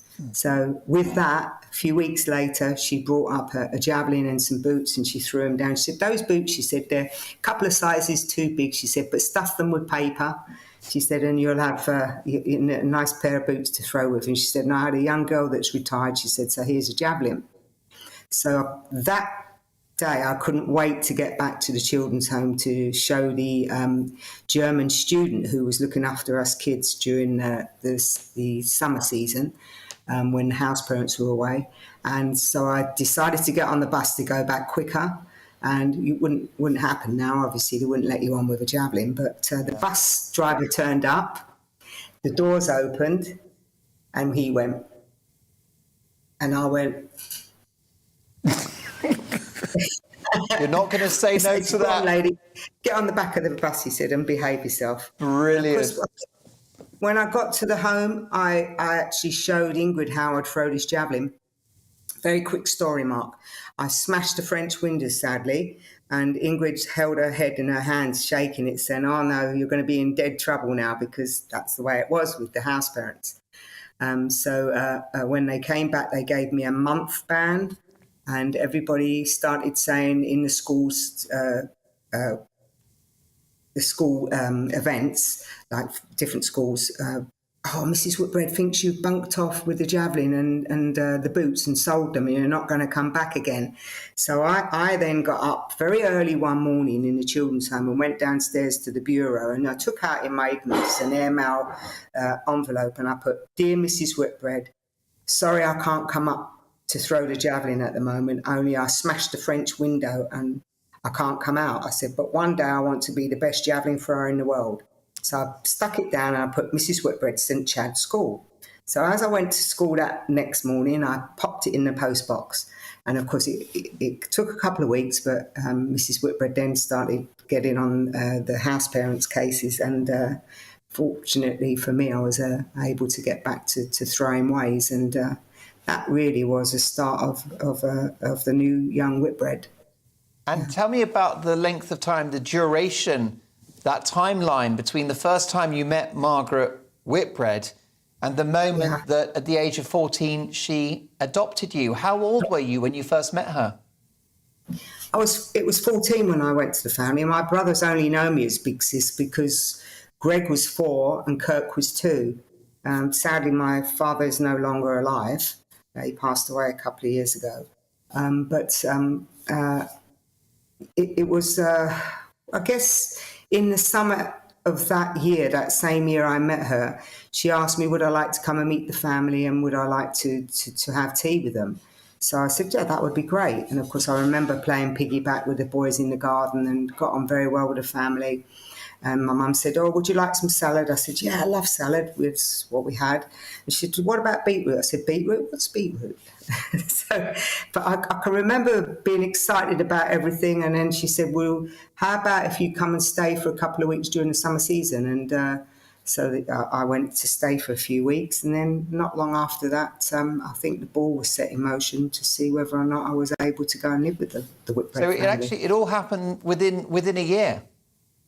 It happened very quickly, and it was the best thing that's happened. But at the same time, I think it was a difficult transitional period for everybody, because nothing just clicks into place like that. No. And you were institutionalised. I guess you were institutionalised up until that point. Yes, exactly, Mark. You get institutionalised, and that's the difference between children's homes today, because I've been working with Action for Children, their new campaign, and started that off this year. It's called A Star in Every Child. And what's fantastic about that is that they have definitely got a grip on what it is to have, to look after children and get the right carers involved. Whereas ours were very functional. It was just a job for our young people, and they didn't have the understanding or whereabouts of what it was involved with young emotional children, disadvantaged kids. But the star in my life in the children's home, actually, if I've got to be honest, was a lady called Auntie Pete. She was a 72-year-old lady, and she came in and she looked after all of us kids. And I can remember one occasion I picked some daffodils which were around the street, and I went to Mrs. Pete was a Cockney lady, and I could see her if I was up on the staircase, in the middle of the staircase, looking out the port window. I could hear her coming up with her shoes, and I could watch her going back home. I knew exactly at the end of the road where her house was. So I took these daffodils and I went up to the door and knocked on the door, and I waited for it to open. And when she answered the door, I said, "Will you be my mummy?" And of course, she said, "Fact," she said, "come on round," she said, "come and have a cup of tea and a biscuit." And I still love tea and biscuits to this day. And she said, "Look," she explained to me, "look, I've got to be mum to all those children in homes." She said, "But I can't always be there." She said, "But what you can do," she said, "is be mum when I'm not there," she said. And what she taught me then was, in giving, you receive. And it's very true, you become selfless. You become unravelled in your own head, because we all imprison ourselves in there. And you become more of a giver, and I think you receive more that way. And for me, it was the best thing I could do, looking after those young kids, giving them a lot of love and receiving it. So that helped me greatly. And I remember my first netball medal, which was the netball match that I met my mother now, Margaret. That medal I actually gave to Mrs. Pete, because it was Mrs. Pete that, in my childhood days in the children's home, that was the mother that I would have loved, and she was the one that supported me throughout my childhood and encouraged me in my sport as well. So kind of had, and sadly she's passed away now, but yeah, I was fortunate to have an inspirational person in my younger years as well. Yes, and your story is one of resilience and of survival and triumphing over such difficult circumstances, Fatima. You were pretty much abandoned as a baby, and I think it was only an attentive neighbour that actually stopped you from passing away. Yes, I mean, I was abandoned as a baby. I was bondaged up and left in a cot in a flat, Mateus Road in Hackney. And a neighbour heard the baby crying and saw nobody coming and going. So, of course, she called the police, and they banged the door down, rescued that baby and took it to Beardsmuir Memorial Hospital, which is no longer there now. But it was during that time I spent 6, 7, 8 months with malnutrition and nappy rash, and they made me a ward of court with Hackney Borough Council. And it was from there I went to Hertfordshire in the first children's home, where there was 25 children. And I spent the first 5 years of my life. Unfortunately, nobody explained to me about my childhood, so I was living in a bit of a turmoil, really. I'm not knowing where I fitted in, and of course, didn't have any visits like Christmas or birthday or anything like that. And then at 5 years old, I was told, Fatima, meet me downstairs in the reception and be ready at 9 o'clock because your mum and your social worker are coming to take you to live in the new children's home where your half-brother and sister are going to be. So I kind of couldn't get my head around this. I mean, who does them anyway? It's 5 years old, it's very difficult. And I was getting exceptionally emotional about it because obviously that was my home and the children there were my family. So it was a difficult period of time. Indeed. Well, looking at the positives, you prevailed over all of that. You've become a national celebrity, a national treasure, an Olympian. Tell me about your emotions when you performed at the highest level and when you represented your country and you stood on the podium. Well, they're the most fantastic years as a sports person. I think the 80s were, as Chris probably will agree, because track and field for the first time ever topped even football. We were the number one sport. And we had some great sportsmen and women in British sport. We had even in snooker, Steve Davis. You had Eric Bristow in darts. You had Woosnam and Fowler in golf. You had Mansell in motor racing. It's endless. You had Gooch and Gattin in cricket. So for me, it was the golden years, the 80s. And to be able to come away as a champion amongst champions like we had and win this BBC Sports Personality of the Year Award in 1987, only to be topped by being given the MBE by the Queen, which was fantastic when you consider it's Jubilee year this year. Happy birthday, Mum. It was fantastic to be able to stand up amongst giants like that because, from a long way back, looking from the humble beginnings to standing on the number one rostrum will always be a very special feeling. Think of a greater story, Fatima. You're a remarkable human being, and it should inspire anyone that's watching, and I know it will. And the same goes for you, Chris Akabusi. I'm humbled to have both of you in the same conversation. Do you think, Chris, that what you went through, which is, of course, appalling and deeply regrettable, and you deserved a happy, idyllic childhood, but you didn't get one. Did that difficult start in life give you resilience? And is there a connection, Chris, between the success you had and what you went through as a child? So look, my start is my start, and I don't get down on my son as a children's home. I cried every day from 4 to 14, then took responsibility for my life, played the clown at school. For me, my Margaret was Sergeant Mackenzie when I was 16 and a half and I joined the army.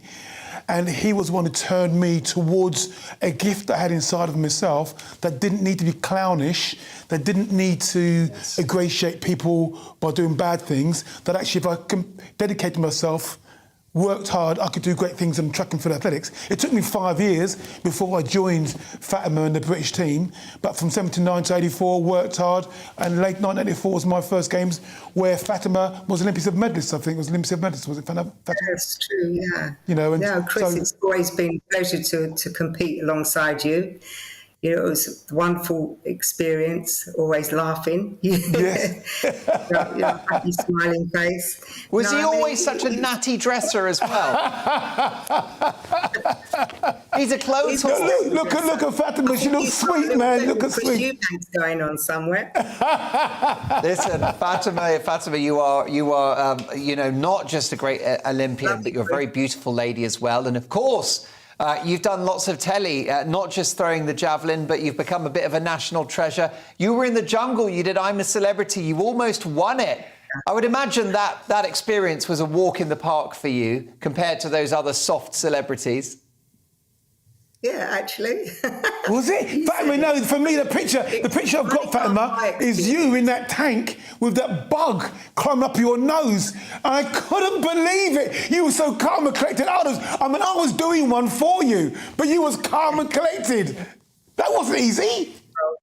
It wasn't easy, but at the same time, what are you going to do? It's there, so you have to Fatima, there's a lot more to come from you. I know that. You're very involved in Action for Children, which is a brilliant charity. actionforchildren.org.uk is their website. A Star in Every Child is their campaign that you're part of. Finally, and of course we could talk to you for hours, please come and join us in the studio when Chris is here next time. But Definitely. What would you say life has taught you the most? Self-growth, really. I think I do feel I'm more of a spiritualist than I was, 20, 30 years ago. I do believe, but at the same time, I think experiences are there to learn something from. My athletics career was wonderful, but I far more enjoyed the journey of it than actually winning the gold medals. I mean, the gold medals are only there to say that you actually achieved, but the real achievement was the journey. And for me, self-growth is the most important thing. We can always learn to the day we die. So, and giving back and helping others, so important. And how about you, Chris? What has life taught you so far? Well, I love that idea that Fatima's talking about being and becoming, that, you don't stand static. I mean, it was Muhammad Ali who said the person at 50 who thinks and he's the same as he was at 20 has wasted 30 years. And so just hearing Fatima talking about that growth, being and becoming, and embracing each moment because they have a beauty of their own. So, like Fatima, I had a phenomenal athletic career. I've had a beautiful life, but I enjoy my here and now. I've got a lovely family. I play golf. I come up when I see you on the TV. I'm just loving my life. So, I like that idea, Fatima. Continual growth and development. The greatest privilege. Can I just say one more thing? Go for it, Fatima. I would just I know my friends watching and my son and my family, so I'd just like to say hello to all of them.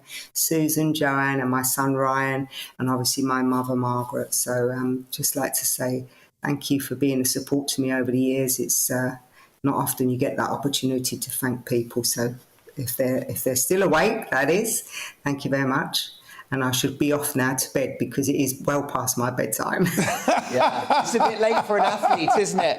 Well, you're clearly an amazing mum and an amazing daughter. Fatima Whitbread, do come and see us in the studio next time you're in London. Fatima Whitbread, MBE, and my thanks to the brilliant Chris Akabusi for joining that conversation. Lots more to come in the programme. We've got another great British game show based around, wait for it, chest hair. Find out why just before 11. Also, is it time for Britain's women to go makeup-free? Apparently women have given up makeup during lockdown. Should we bring it back? Or is it an ancient relic? I know that Fatima certainly doesn't need makeup.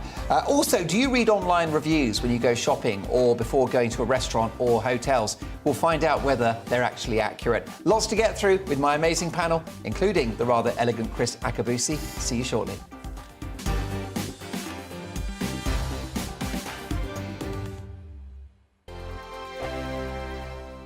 Hello, I'm Michelle Dewberry and you can join me every weekday 6 till 7 on Jubes and Kerr. Me and my panel will get stuck right into the day's events and I can tell you, in fact, I can warn you, expect some robust debates, some strong opinions and perspectives from both sides of the fence. It's about you at home as well. I love to read out all of your comments, or at least as many as I can. So join me, Michelle Dewberry, Monday to Friday, 6 till 7 on Jubes and Kerr.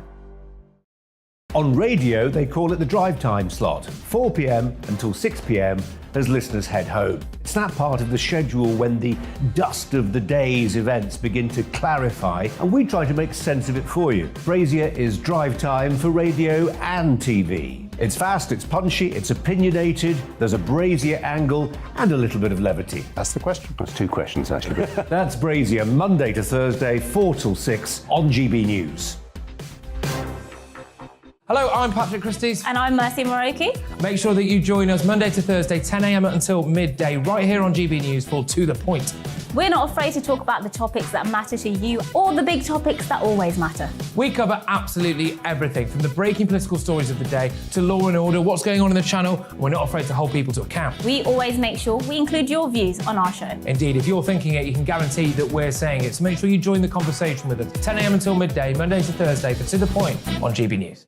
I'm Dan Wootton. Join me Monday to Thursday from 9 to 11 for the feistiest and most fun news debate on TV, where free speech reigns. I'll bring you a sharp take on the day's biggest stories, bombshell newsmaker interviews, and A-list guests. And I guarantee you, no spin, no bias, no censorship, and no reason to go to bed. That's Dan Wootton Tonight, Monday to Thursdays from 9 on GB News.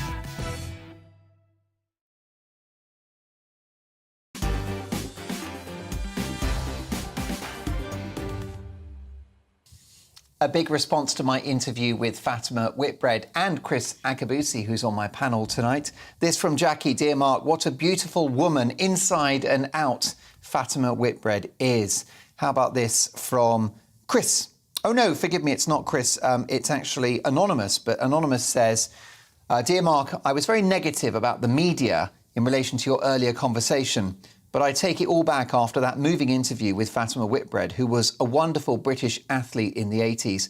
A great golden time for our sport. So true.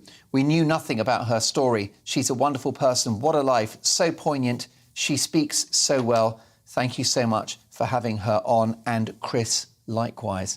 And I completely agree with that. Thank you for that email. In fact, hundreds of emails about Fatima. Dennis, dear Mark, send my love and best wishes to Fatima and Chris. Very humbling and emotional tonight. You're so right about that. Well, let's crack on now with our news agenda. Lots of stories to get through.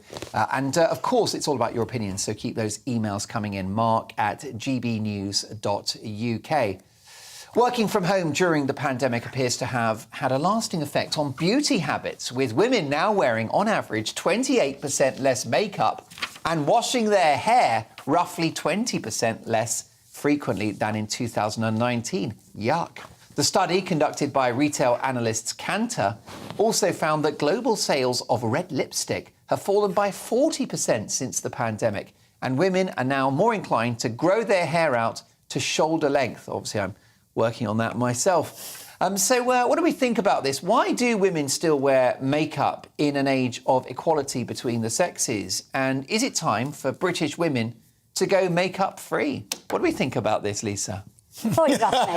You should have really asked Chris first. But I don't mind. He's so gorgeous. You can come straight to me. Well, you don't need makeup either. I've got loads of it on. Why do women wear makeup? I love wearing makeup. You're an accomplished woman of substance. So? You don't need it. Do you know Simone de Beauvoir used to wear Chanel every day? It doesn't mean just because you... Well, I wear Primark. You know, just because you read books and you're engaged in high political debate, that you don't want to, put your red lipstick on. It makes me feel powerful. I've got it on right now. There's no lack of buying red lipstick in my house. Let me tell you that you look fabulous, but is makeup sexist? No, men wear makeup now, actually. Some do, yeah, but it's more of the concealer nature, isn't it, rather than putting your face on, as it were. I mean, over history, men have always been actually the gender that wore the most makeup. If you go back to the sort of 17th century, all the makeup was worn by men. Men have, in nature, the peacocks, the male peacock, the peacock is the most glamorous. It's true. I know. So and then look at Chris next to you. Exactly. It's shaming us all. No. Whereas we got understated style with and then garish glamour from Chris. I mean, can I say you're in kind of a style sandwich here, aren't you? I know. Spoiled for choice. If I'd have known, I would have made much more of an effort. But no, and I'm not sure about this, because my best friend is also my hairdresser. And he is packed solid. Since the pandemic, he's got no spacers. Women want to come out and, they're getting dressed up more than ever. And so I'm not sure about this. Yeah, I don't know. Benedict, do you discern women that you know that wear makeup and don't? I've never really noticed, and I know that won't. I think it's a bloke thing. That won't sit very well with most women who are wanting men to notice, but I don't actually think that is why it is. I think you're right. It's about making yourself feel good, feeling empowered. If you wake up in the morning and you're feeling a bit down and it's grey outside, actually it can give you a little bit of a lift to actually, to go through the routine. In many ways, it's not too different, I suppose, to a man shaving, going through that sort of ritual of getting yourself Speaking ready of which, for the what's day. happened to your moustache? It comes out every now and again when you least expect As do you. Yeah. But no, the moustache will return in another guise when we have decided which new actor is going to play it, a bit like James Bond.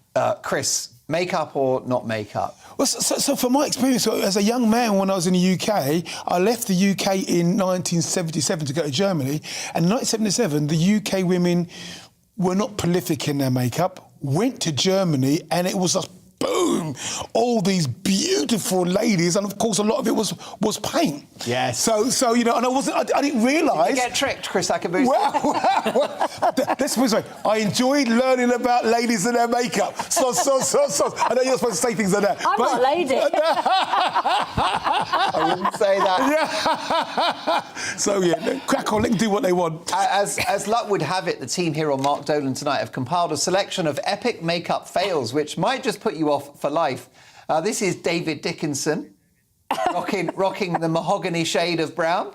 How about Kelly Osbourne channeling her inner ghoul with raccoon eyes? How about the pressure clearly getting to Rudolph Giuliani as sweat causes his hair dye to drip down his face? Nightmare on Elm Street. Or what about this lady who takes trout pout a bit too literally? And how about TikToker Sammy Jo Halford, who raised a few eyebrows with this look? Don't try that at home.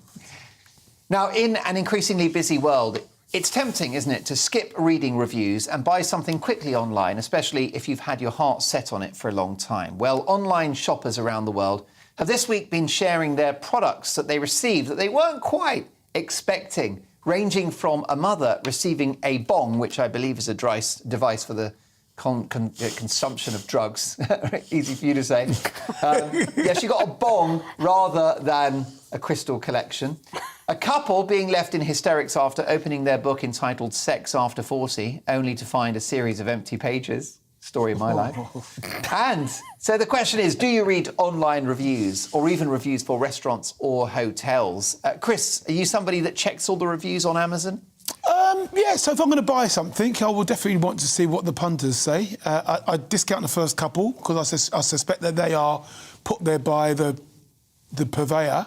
But I will take negative reviews seriously. Then I won't go there. And if I'm looking for a similar product elsewhere, I could be swayed by the reviews. So we'll have a look at it. But I do think the first page can be a little bit dodgy. Yeah, I mean, I look for the trend in reviews rather than individual ones, because sometimes on Amazon, or let's say you're looking at a hotel or a restaurant, it might have had 50 5-star reviews and then 3 1-stars. And at that point, you know, the ratio is pretty positive. But it's when the 1-star reviews, you know, outperform the 5. Oh yeah, then you wouldn't want to go there, would you? You really want to go there. So no, I think it's a good thing. I think it's a people power. You want to know what somebody in your demographic feels about the product or service that you are inquiring and investigating. And so yeah, the trend and the feel is very important to me. The mood music is very important to me. Yeah, that sounds quite important. I agree with you. Lisa, do you believe these reviews?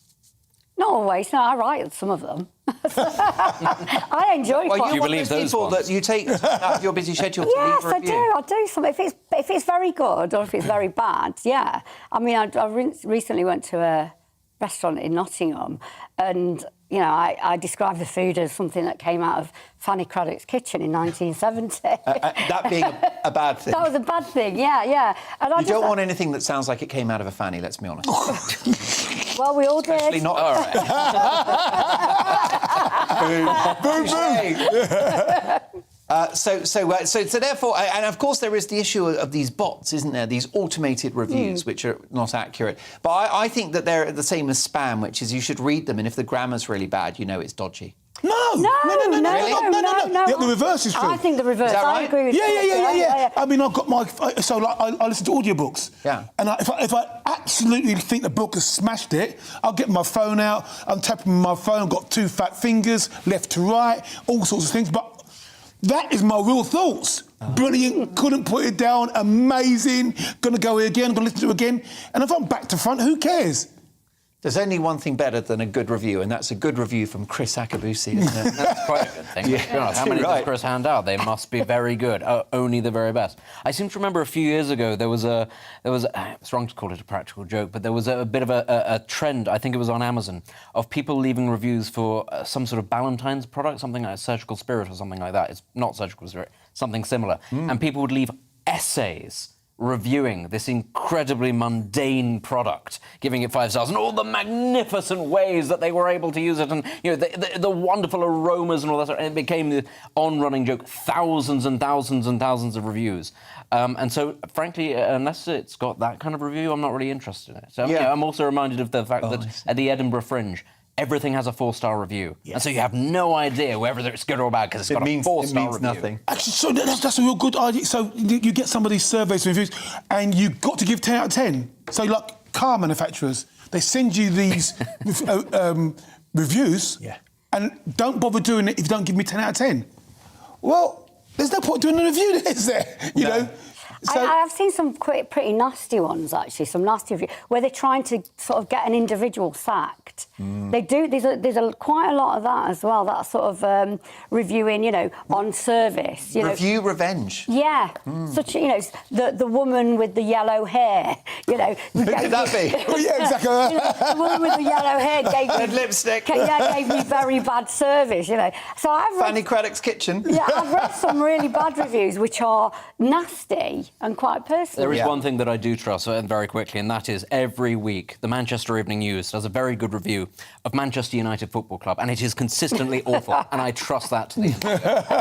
Can't argue with that one. Well, I only give good reviews because my mother said if you can't say something positive, don't say anything at all. Lots more to come before we go. Another great British game show. And what does your car say about you? We're going to have pictures of your cars next.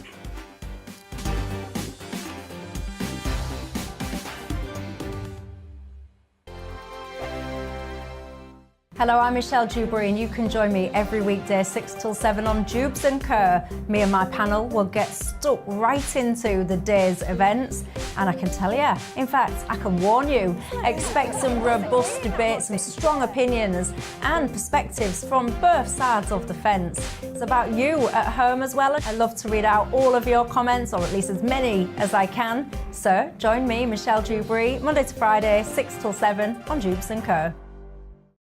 On radio, they call it the drive time slot, 4 p.m. until 6 p.m. as listeners head home. It's that part of the schedule when the dust of the day's events begin to clarify, and we try to make sense of it for you. Brazier is drive time for radio and TV. It's fast, it's punchy, it's opinionated, there's a Brazier angle and a little bit of levity. That's the question. That's 2 questions, actually. That's Brazier, Monday to Thursday, 4 till 6 on GB News. Hello, I'm Patrick Christie's. And I'm Mercy Moroki. Make sure that you join us Monday to Thursday, 10 a.m. until midday, right here on GB News for To The Point. We're not afraid to talk about the topics that matter to you or the big topics that always matter. We cover absolutely everything, from the breaking political stories of the day to law and order, what's going on in the channel. We're not afraid to hold people to account. We always make sure we include your views on our show. Indeed, if you're thinking it, you can guarantee that we're saying it. So make sure you join the conversation with us, 10 a.m. until midday, Monday to Thursday, for To The Point on GB News. I'm Dan Wootton. Join me Monday to Thursday from 9 to 11 for the feistiest and most fun news debate on TV, where free speech reigns. I'll bring you a sharp take on the day's biggest stories, bombshell newsmaker interviews, and A-list guests. And I guarantee you, no spin, no bias, no censorship, and no reason to go to bed. That's Dan Wootton tonight, Monday to Thursdays from 9 on GB News.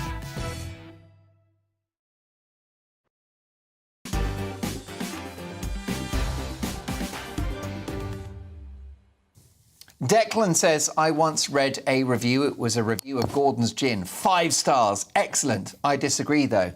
Never trust a woman with yellow hair. Harsh words. A bit of tough love there from Declan. Heather says, Dear Mark, perfectly put on Prince Harry in your big opinion monologue. This needed saying. Great show as ever. Thank you. Well, Heather, thank you. Tell your friends, tell your family, and let's change the world together. How about this from Linton? Oh, wow, Mark. I genuinely was speechless after that interview with Fatima Whitbread. I grew up watching her on the TV and admired her sporting prowess. My admiration and love has gone through the roof listening to her tonight. What an inspiration to children and adults alike. Please send her my love. These could go on forever. George, hello, Mark. Thank you, Fatima, for being such a beautiful human being. Everyone touched by Fatima's story, and Chris's as well. Now, who are the worst drivers on the road? SUV owners or hatchback boy racers? Would you invite a BMW or a Fiat 500 owner to a dinner party? Would you turn your nose up at a date if they had a cringe-inducing licence plate? Chris Pollitt, head of editorial at Car and Classic, recently broke down what type of person you are based upon your motor. Apparently, having a white or silver car makes dull, garish body modifications make you seem unpopular, and going out of your way to buy an older model will make you seem the epitome of taste. If you're a mucky pup with your car, I'm afraid to say you are not conscientious. So here's my car. Oh dear. Complete with a contribution from a local bird of the flying variety. So what do we think about this? I think we've got some... Have we got some viewer cars, by the way? OK, let's have a look. OK, let's take a look at our first car. And that is a Volvo. And that's from a viewer on Twitter that's tweeted that in. That's a pretty smart car. What does that tell you, Chris, about the owner? It's a chap's car. Feels blokey, doesn't it? Yeah, definitely a chap's car, and he's going to be actually quite mature. 50s plus. Yeah, I mean, it makes my Prius look like a Rolls Royce, doesn't it? I'll be interested to find out if it's a chap's car, but it looks like a chap's car all day long now. OK, any other cars? Any other cars? OK, let's power through a few. OK, oh, that's another Volvo. Station wagon. Yep. Graham and Tom's car.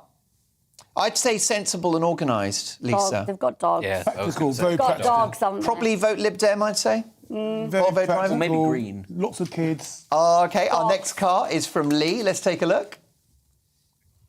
Oh, Lee, you're living the dream.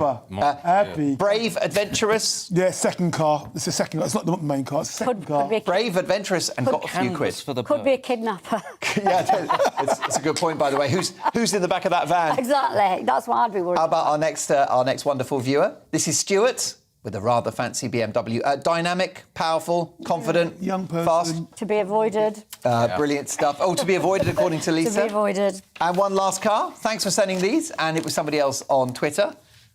Sensible. Yeah, young starter. Oh, yeah. That's a Skoda, isn't it? No, it's no. That's something. There you go. Look, reliable, just like this programme. Brilliant stuff. Well, before we go, it's time for tonight's Great British Game Show. And I've got a distressing image for you. If you are of a sensitive disposition, look away now. Oh, no! Emmanuel Macron gets the chest rug out. Remarkable stuff. The French polls close this Sunday, and Macron remains the front runner. But can his chest hair give him the edge in this race? Well, this has inspired today's Great British Game Show, which is called Off Your Chest. You at home and my panel must guess the identity of the male celebrity from their chest hair. So here is our first celebrity. Who could this be? We're just going to load this one up. A famous film star. Oh, that's... A great comedian. Sacha Baron Cohen. Sacha Baron Cohen. Borat. How do you know that? Chest number let's 2. Not get into how let's I know go that. for chest number 2. OK, that's their chest number 1. Do you want to see mine? Maybe not. I want to keep my viewers. Chest number 2, here it comes. Freddie Mercury. No, that's Sean Connery. I think they might be. They might have got a bit in order. Tom, who is that? Because I don't think that's who I've. Yeah, that's Sean Connery. Okay. Really? Yes, indeed. Let's take our next celebrity. Oh, wait, let's see Sean first of all. Oh, it's a good line of moustaches with beautiful work. I might buy one of those on Amazon. I'm sure the reviews are good. OK, now who's that? You'll have to yell it in my ear. I don't know. Go on, you. No, Tom Selleck. There we go. Let's have a reveal. It's a properly funny movie franchise. Oh, is it the 40-year-old virgin? Yeah, no, yeah, baby. Is it? Yeah, baby. Right, It's Austin Powers. Austin Powers. Well done. Yeah, baby. Pretty sexy stuff. OK, who's our next male celebrity? OK, now who could that be? You'll have to yell it in my ear. No idea. OK, now it's a famous footballer. Kicked somebody who was watching football. Oh, it's Manchester United. Cantona. Eric Cantona is the right answer. Looking pretty good for a man in his 50s.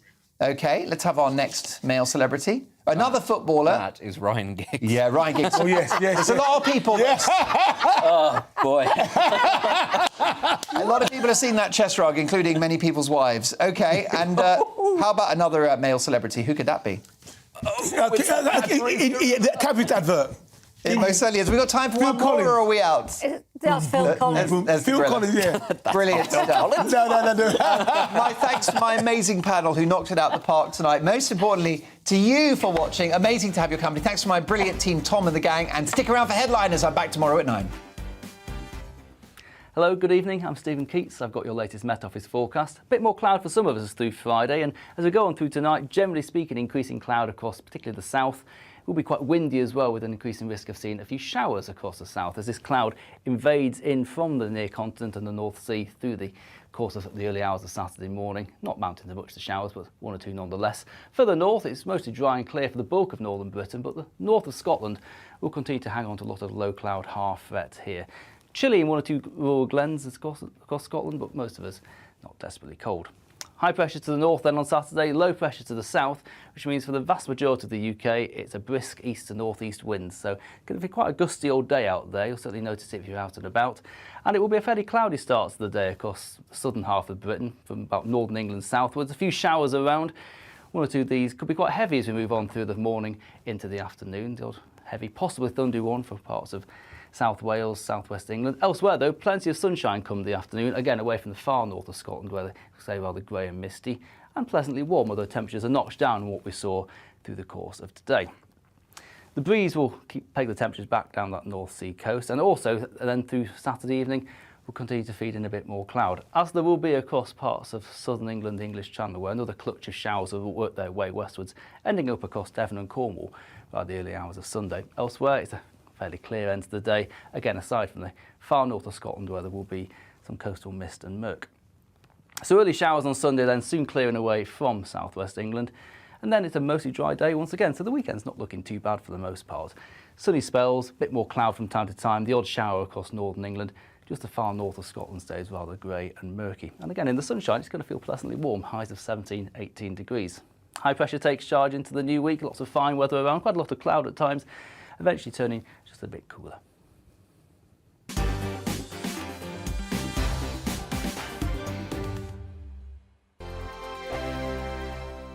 Hello, I'm Michelle Dewberry, and you can join me every weekday 6 till 7 on Jubes and Kerr. Me and my panel will get stuck right into the day's events, and I can tell you, in fact, I can warn you, expect some robust debate, some strong opinions and perspectives from both sides of the fence. It's about you at home as well. I love to read out all of your comments, or at least as many as I can. So join me, Michelle Dewberry, Monday to Friday, 6 till 7 on Jubes and Kerr.